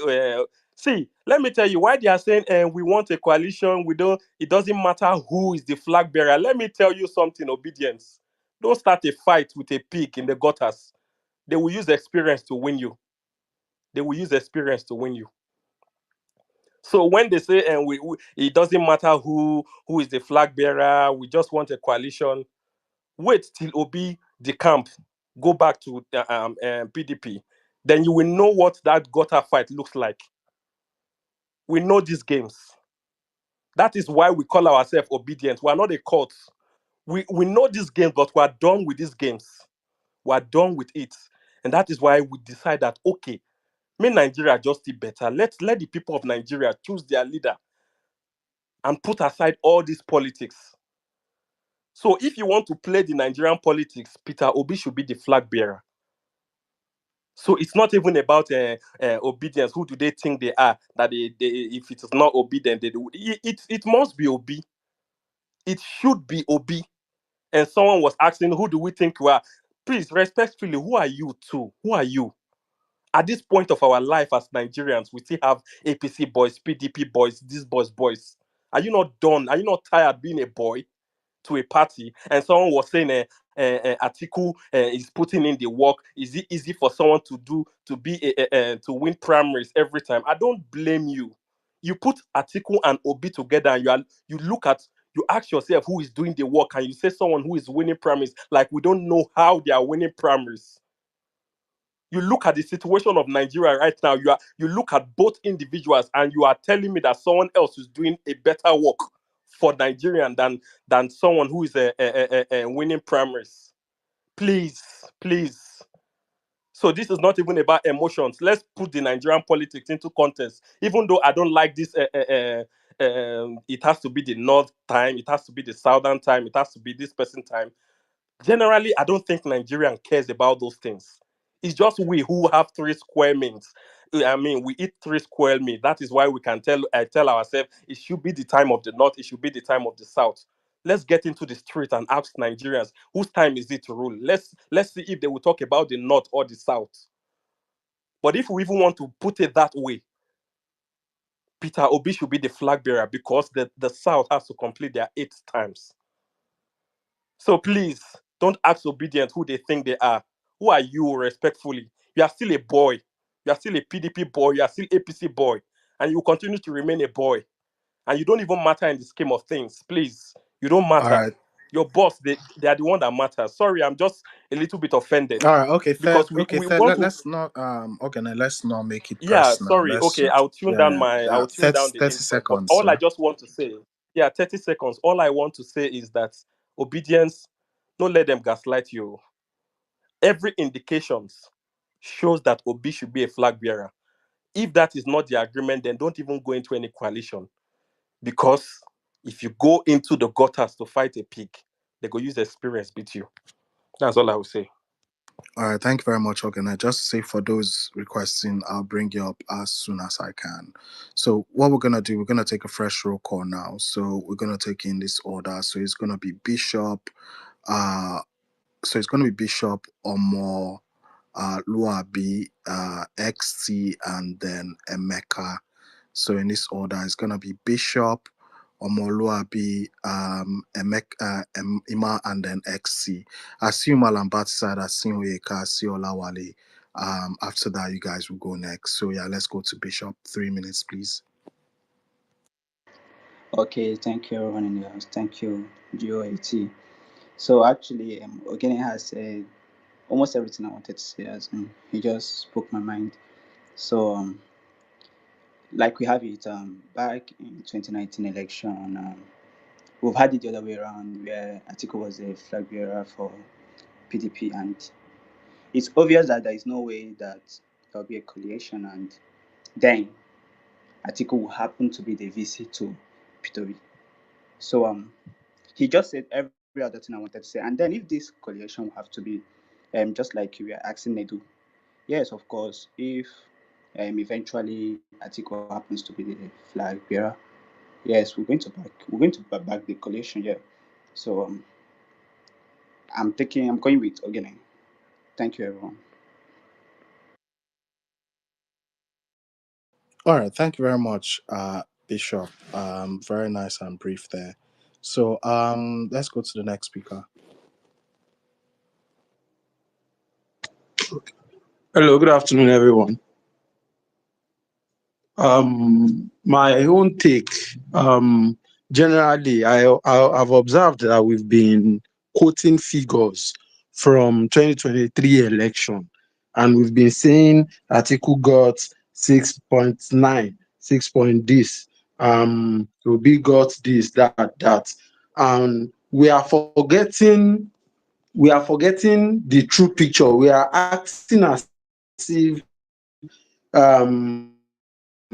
okay, let's end with it. Maybe we call 9 point something million vote for us, and we'll start saying later that yes, they scored 9 point something.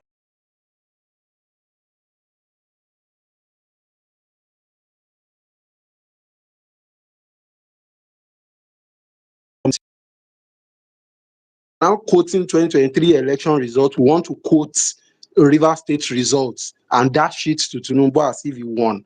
So back to the reality.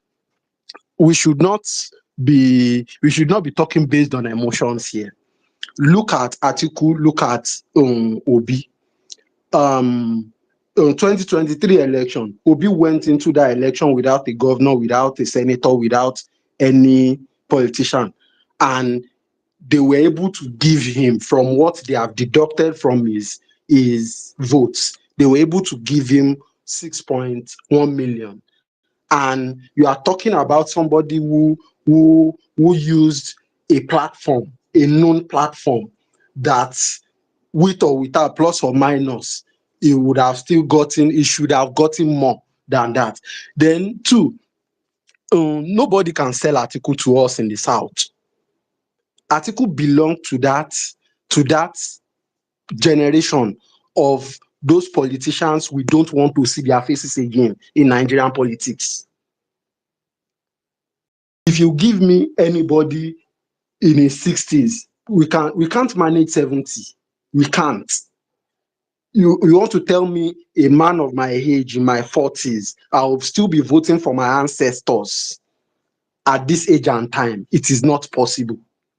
I am not for, okay, I am obedient, yes.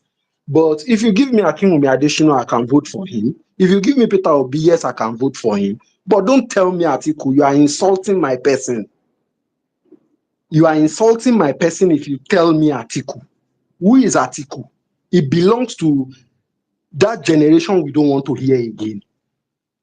And for people to be saying, some people are being, like Honorable really once said, he really insulted people on this platform. And it's unfortunate that the host too did not call him to order. Because you are supporting a particular person does not mean you call other people names. And going into this coalition, we all know the game plan. You can't go into a coalition with Malami, El Rufai, Atiku, Sule Lamido, and you put Obi in between them and tell us emotions apart, emotions aside, whoever emerge. Definitely a Northerner will emerge from that caucus. And you tell us to support that. They only want to steal Obi's support base. That's all I've noticed about this coalition. And if they are sincere, because we are in Nigeria presently, we are suspecting ourselves. We are not sure of the next person. All I've observed, they are only interested in Obi's support base. Nobody cares. We all buy petrol 2,000 naira per liter. If we continue Tinubu, we will also fight. But telling us bringing one old cargo, is Atiku the only Northerner or is he the only Nigerian?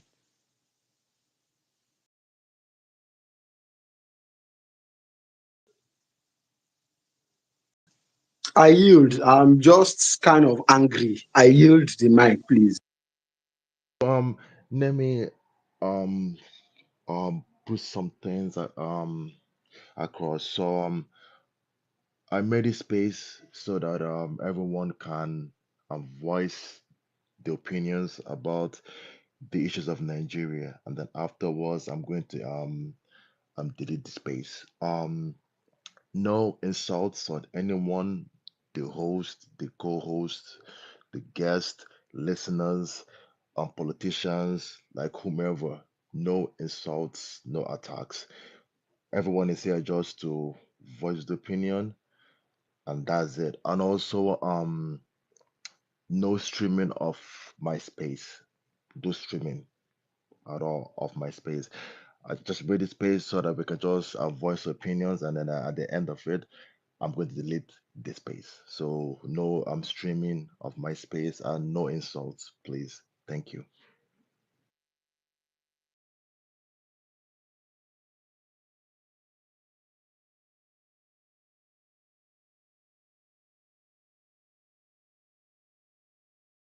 The goats. Who is next? So I think it's is it X Omoluabi, and then yeah, Omoluabi, over to you. Omoluabi just finished now. Okay, yeah. So who's meant to go next? I can't even remember. I think either XT or so. Yeah, I think it's XT. Yeah, XT. Oh, go ahead. Yeah, over to you, XT. Hi guys. Yeah, so I've listened carefully to different views and different perspectives in respect to the coalition. So I've been here since morning, and some people have made different submissions in respect to the coalition. So my view is this. So people said the issue of number. I think it was Yusuf who made reference to number, who is getting the number for the coalition. And I asked myself, what is the essence of the coalition if not to get numbers? The likes of Obi, Atiku, and El-Rufai. So if these guys are not coming with the number, if these guys are not coming with commitment in respect to the coalition, then what is the essence? Many people have said nobody can win this election in the absence of coalition, which I also concur to. We saw what happened during the last election, and Tinubu was able to emerge through the strategy he adopted at all costs. Now he's in power, and we think probably emotions or politics of idealism, for instance, politics of 100% perfect comes into play. No, we have to drop some certain sentiments, some certain emotions, and make sure that at all costs you win, except if we are not ready to win. So people casting aspersion or trying to denigrate any group or any personality, for me, I don't support it.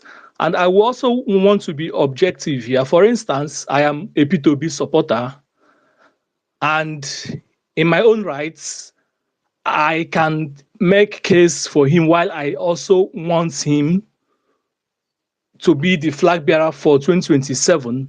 But I will do that with all sincerity of purpose, not trying to play down on any other candidate.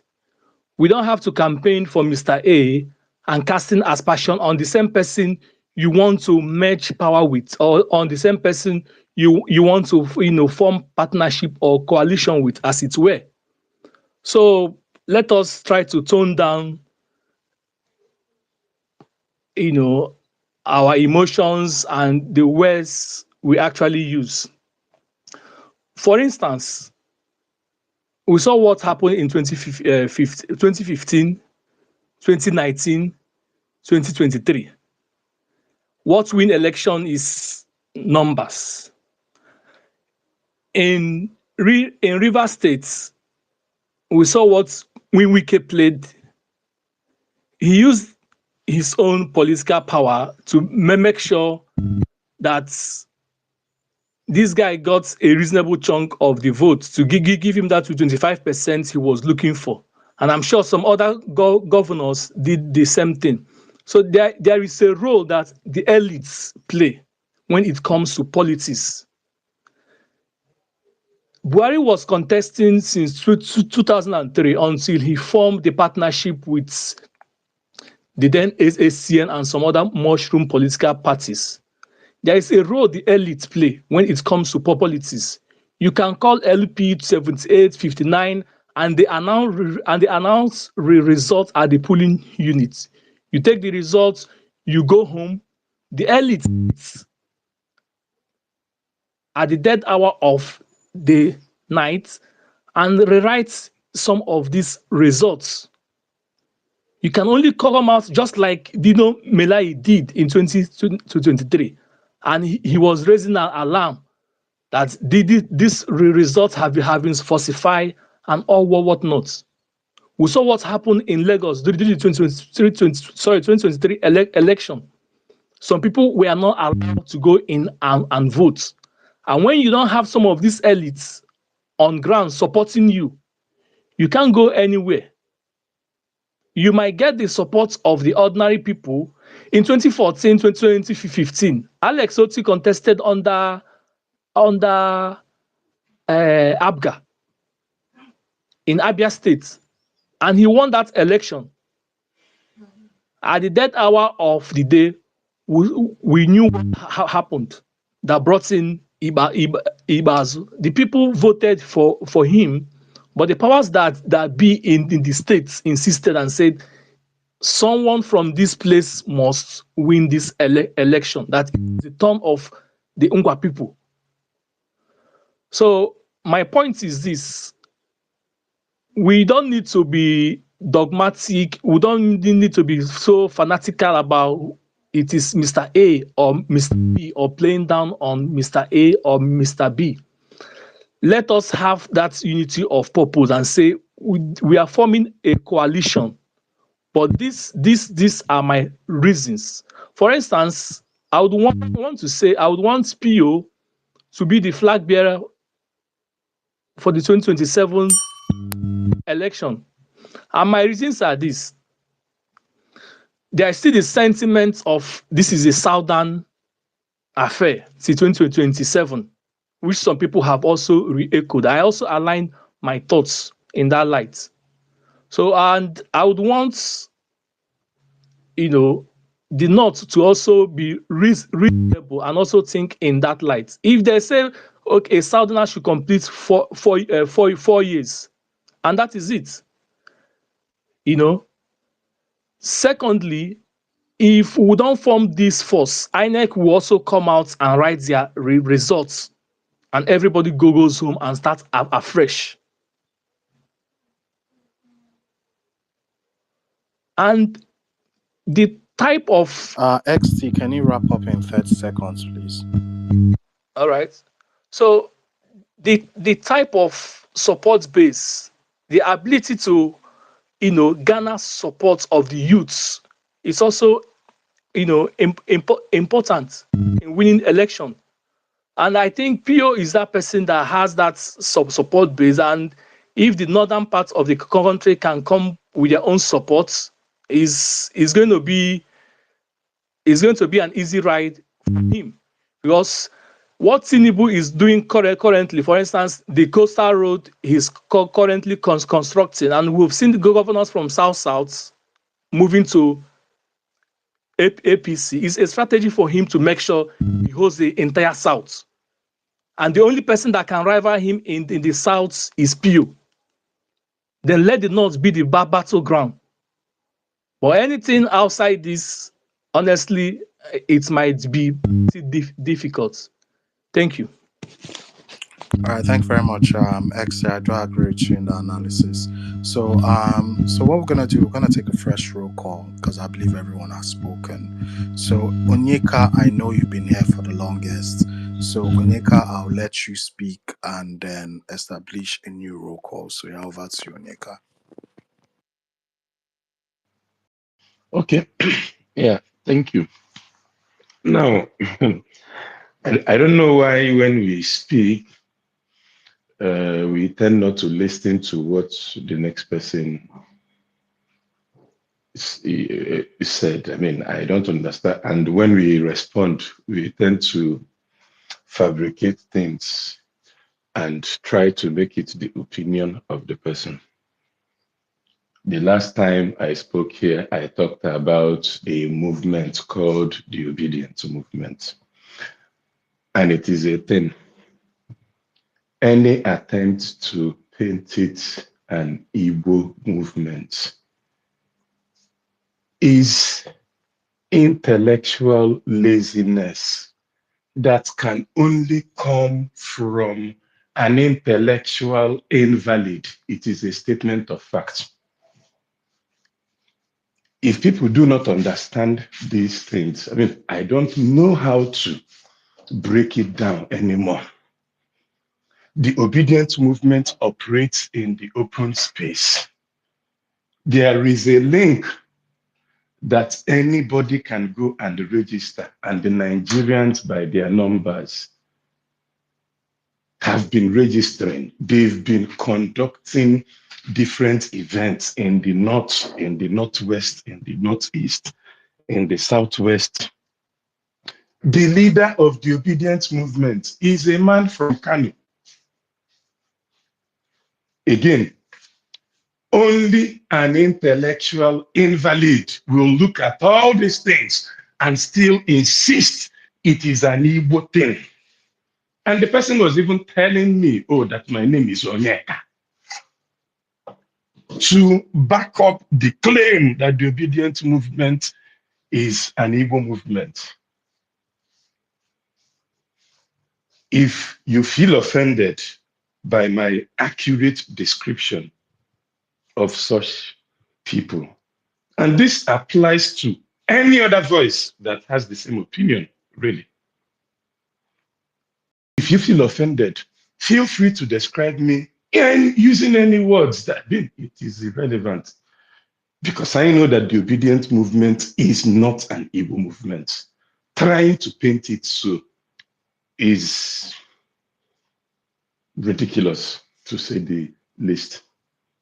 Now, in a movement, you have many voices. Of course, people cannot all agree. It's possible that you will have a registered member of the obedient movement. Okay, register. There is a place that you can go and register. The link is there. You can find it and register. You will become a member. That is all it takes. Okay, so if you do all that and complete the process and become a registered member of the movement, and you come out and say, oh no, it must be His Excellency Atiku Abubakar, whom I campaigned for vigorously in 2019. Okay, if you now insist and I tell you that the movement, this is what the movement stands for, and you start telling me, oh, it is not a cult, it is a cult. This is meanwhile, clearly, anybody with common sense can see these things. Again, I take you back to the rallies that was held across the 36 PDP headquarters across the nation. PDP, give us Obi. PDP, give us Obi. What was our response? A lot of all these tiresome, immensely tiresome narratives that we hear from Atiku Hallelujah boys.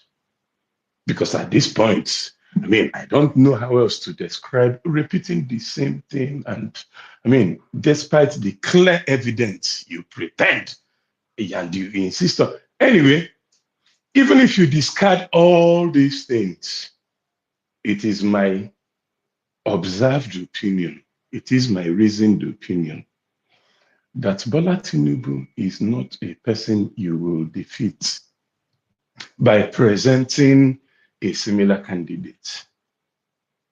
A candidate in that nation, in the same mode, okay, that would likely play the kinds of politics, make the kinds of move, do the kinds of things that Bola Tinubu will do. You are already playing in his domain. He will defeat you.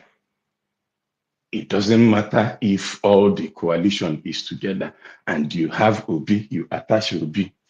Obi does not have control of the obedient movement of his supporters. No.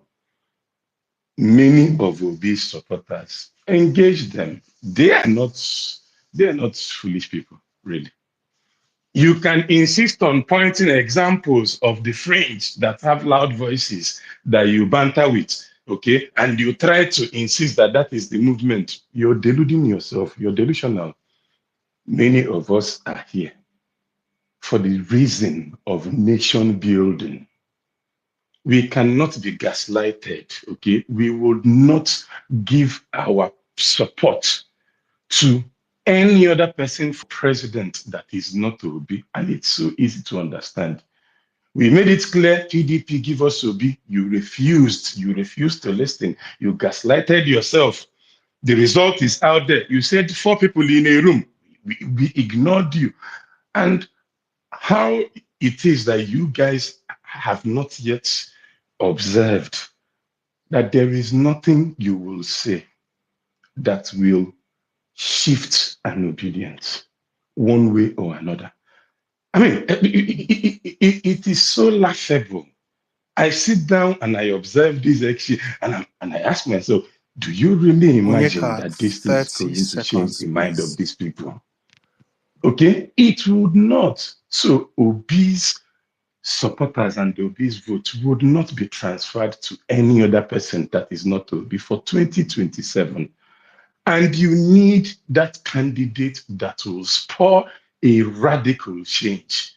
If it comes to defending your vote, who do you imagine that people would defend their votes for? Obi or Atiku Abubakar? Think again. Thank you. All right, thank you very much, Onyeka. Can I check? Master Chief, are you back? Master Chief, are you back? All right, I don't think she's around. All right, so Onyeka has spoken. Let's do it in this order then. So based by the hands that are up, I do apologize for those waiting for the mic. I'll bring you up as soon as I can. So I'm only gonna go based on those with their hands up. So I'll be bringing up new speaker from time to time. So it's gonna be in this order. So it's going to be Dr. Okafor Paul Oblique, Ombik, and then Echezona. So Dr. Okafor Paul Ombik, and then Echezona. So in that fashion. So order. So over to you, Dr. Onyeka. Sorry, Dr. Okafor. Sorry about that. That was a glitch. So over to you, Dr. Hey, Okafor. good. Hey, hi, hey, good. Can you see my Hold hand on. up? Well, wait. Oh, hold on. I've been hosting this space for like close to 7 hours now. Yes. I'll be closing it probably around like 3, 4 Nigerian time. So that would make it like 10 hours like hosting the space. So probably have around like maybe 2, 3 hours left. So yeah.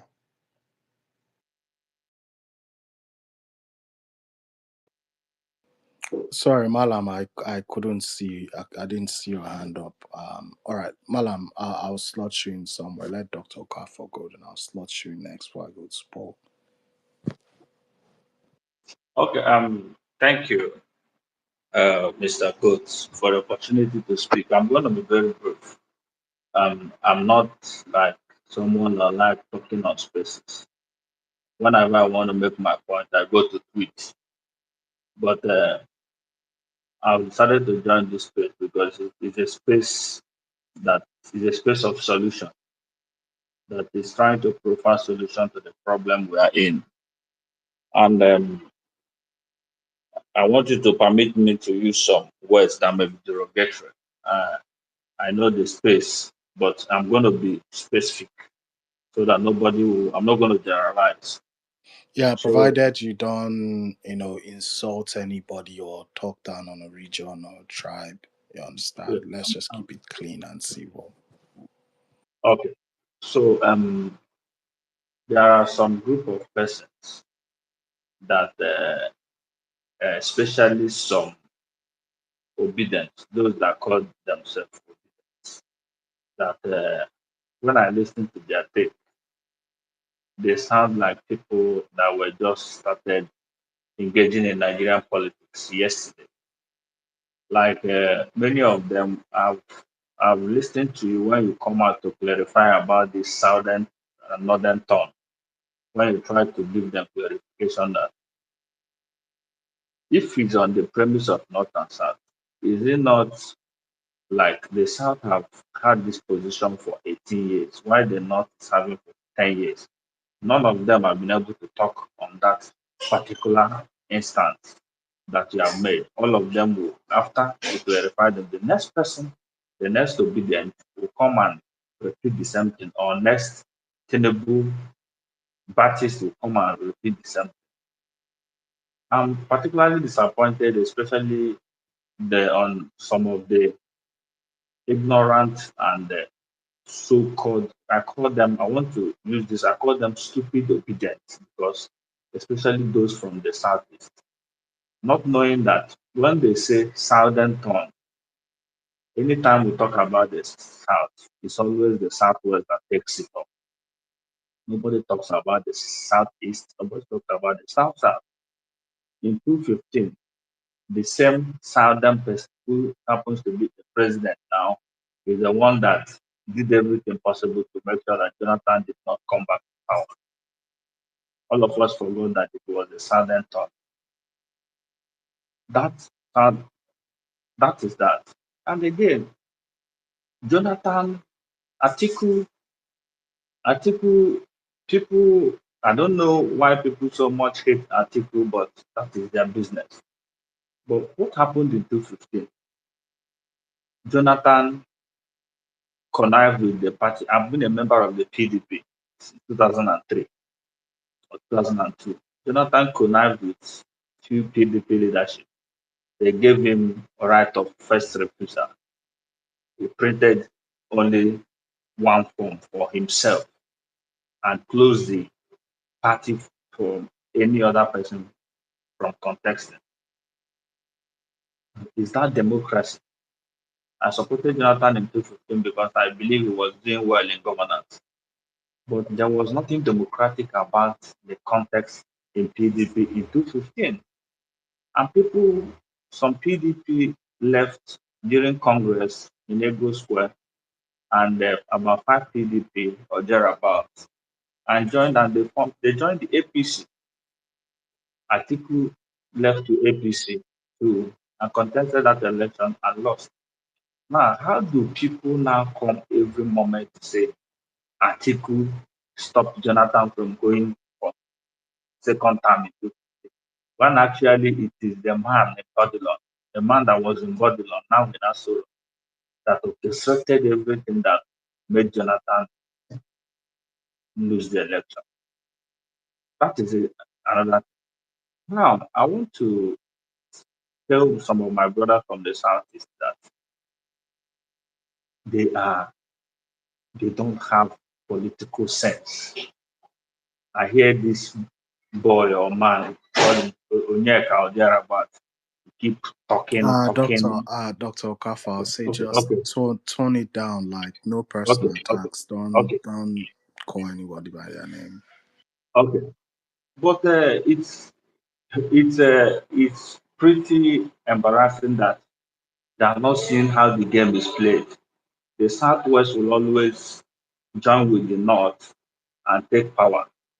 I don't have, to be honest, I'm doing better now than I was doing in 2014, as I was doing in 2019 or 2023. My life is better now than it's where. Yes, the economy is bad, but why we need to change the government is when things are going fine with you, what of your next neighbor? What of your families? What of your extended family? Just as some of our brothers have decided that the only solution is to japa. When you japa, the ripple effect of the bad economy is still coming to your finances. But if the opposition, especially the obedient people, persisting and insisting that it must be P2B, that it must be P2B, okay. If it is not P2B, we will continue with the APC government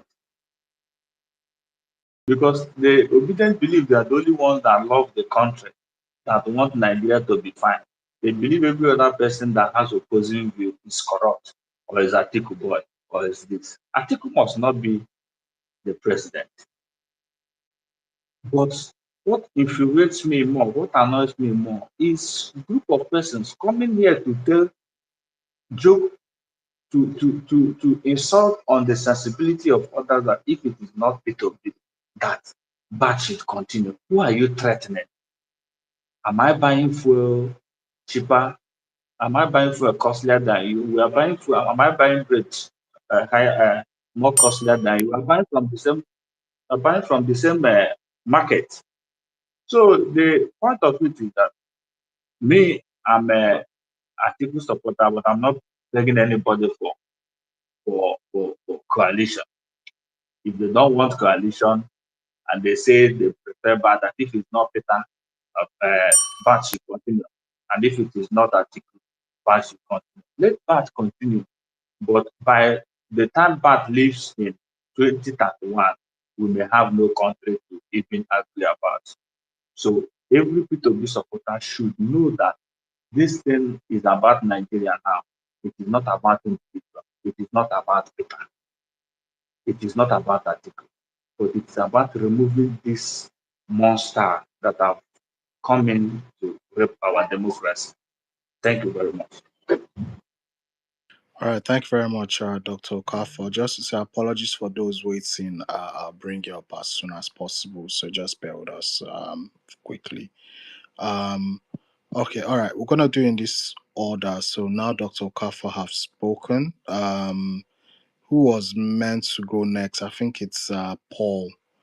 I can't even see Malambat's side. He's dropped off. He'll come back up again and start dragging Mike. So over to you, Paul. Okay, good afternoon, good morning. Depends on where you are. From what I'm saying, my only take on all this thing is that I think if you ask me, I would say people are keep on saying Atiku Obi, but Atiku and Obi have run 2019 and they didn't win. Why must it be two of them again?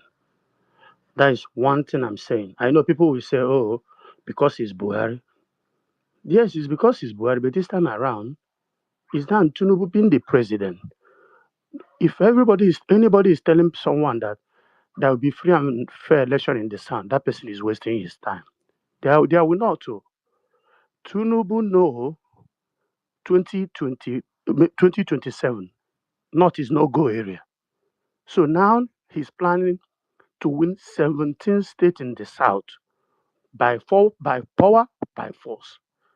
So he will start targeting the middle belt, which is north central. So what am I trying to say? Anybody that is saying, "Oh, Atiku," and I don't even support it. And the same way I'm saying, if you ask me about Obi, Obi is good candidate. He's better. He will be better president. But if you ask me, I will tell Obi to step down. Let the power not fight it with Tinubu. Tinubu is having the power. You can't just crush him away. Tinubu is not Jonathan. Let this be in anybody's mind. Jonathan is a gentleman and is a minority from South. You can't do that to Tinubu. Tinubu is not pushover.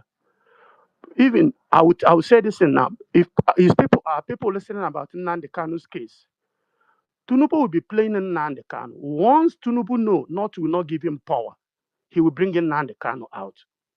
People should know Tinubu, even Sunday Bohe will still come out. He know what he will do. He will threaten not. Is either Nigeria divide or you just leave me for 4 years. Tinubu is not Jonathan. Jonathan is just a pure gentleman and educated. Tinubu is not. So what am I trying to say? If you ask me, Obi going with Atiku, good and fine, but trust me, that ticket is not the issue. The issue is that do we have men on ground on South that can stop Tinubu in the South? The way Erifai, Atiku, and all these people are in the North that can stop Tinubu in the North. Do we have it in the South? Wike is already there, taking off a governor from River State. By the time, before election, you see that all the Southern governors are now in APC. So who is there? So what am I trying to say? If Peter Obi, in my own side, if Peter Obi know that the North, he doesn't have the Northerners to back him up, I know he's a good candidate. If you ask me, I will say, let the Northerners fight the fight with Tinubu. Let Peter Obi stay, because if Peter Obi go with Atiku, let's say, okay, Peter Obi go vice with Atiku. I will tell you honest, Peter Obi will not get the same vote he got 2023. Quote me. Not because he's not popular, but because a lot of things will happen. A lot of even South will not vote for him because they believe they are voting for Atiku. So on my own side, I will advise coalition, yes. Peter Obi should step down. Let the North fight it with Atiku. Peter can even support because he have more brighter future in Nigerian politics. People will fight, Nigeria will crash. They will begging him to come and come and revive Nigeria. But as of 2023, no chance for him. That is my take. Thank you.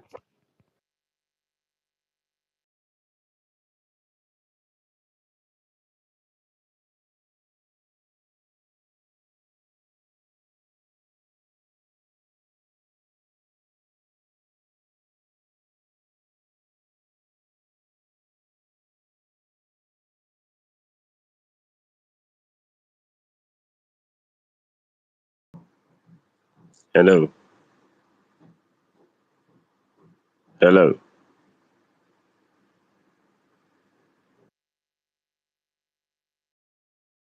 Yeah, so I don't think the moderator is currently, we can't hear the moderator. Maybe you can go ahead, please.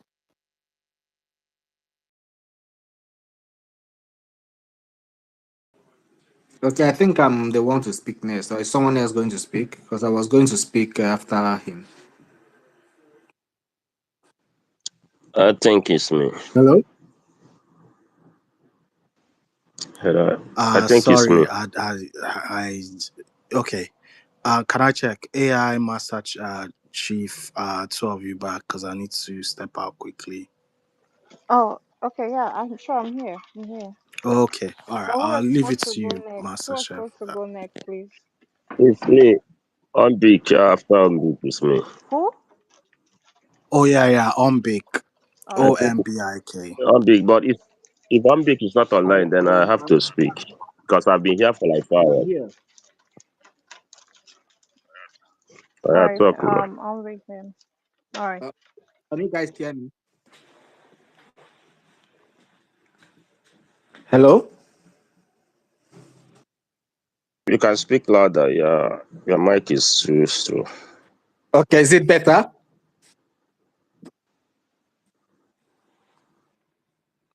Hello?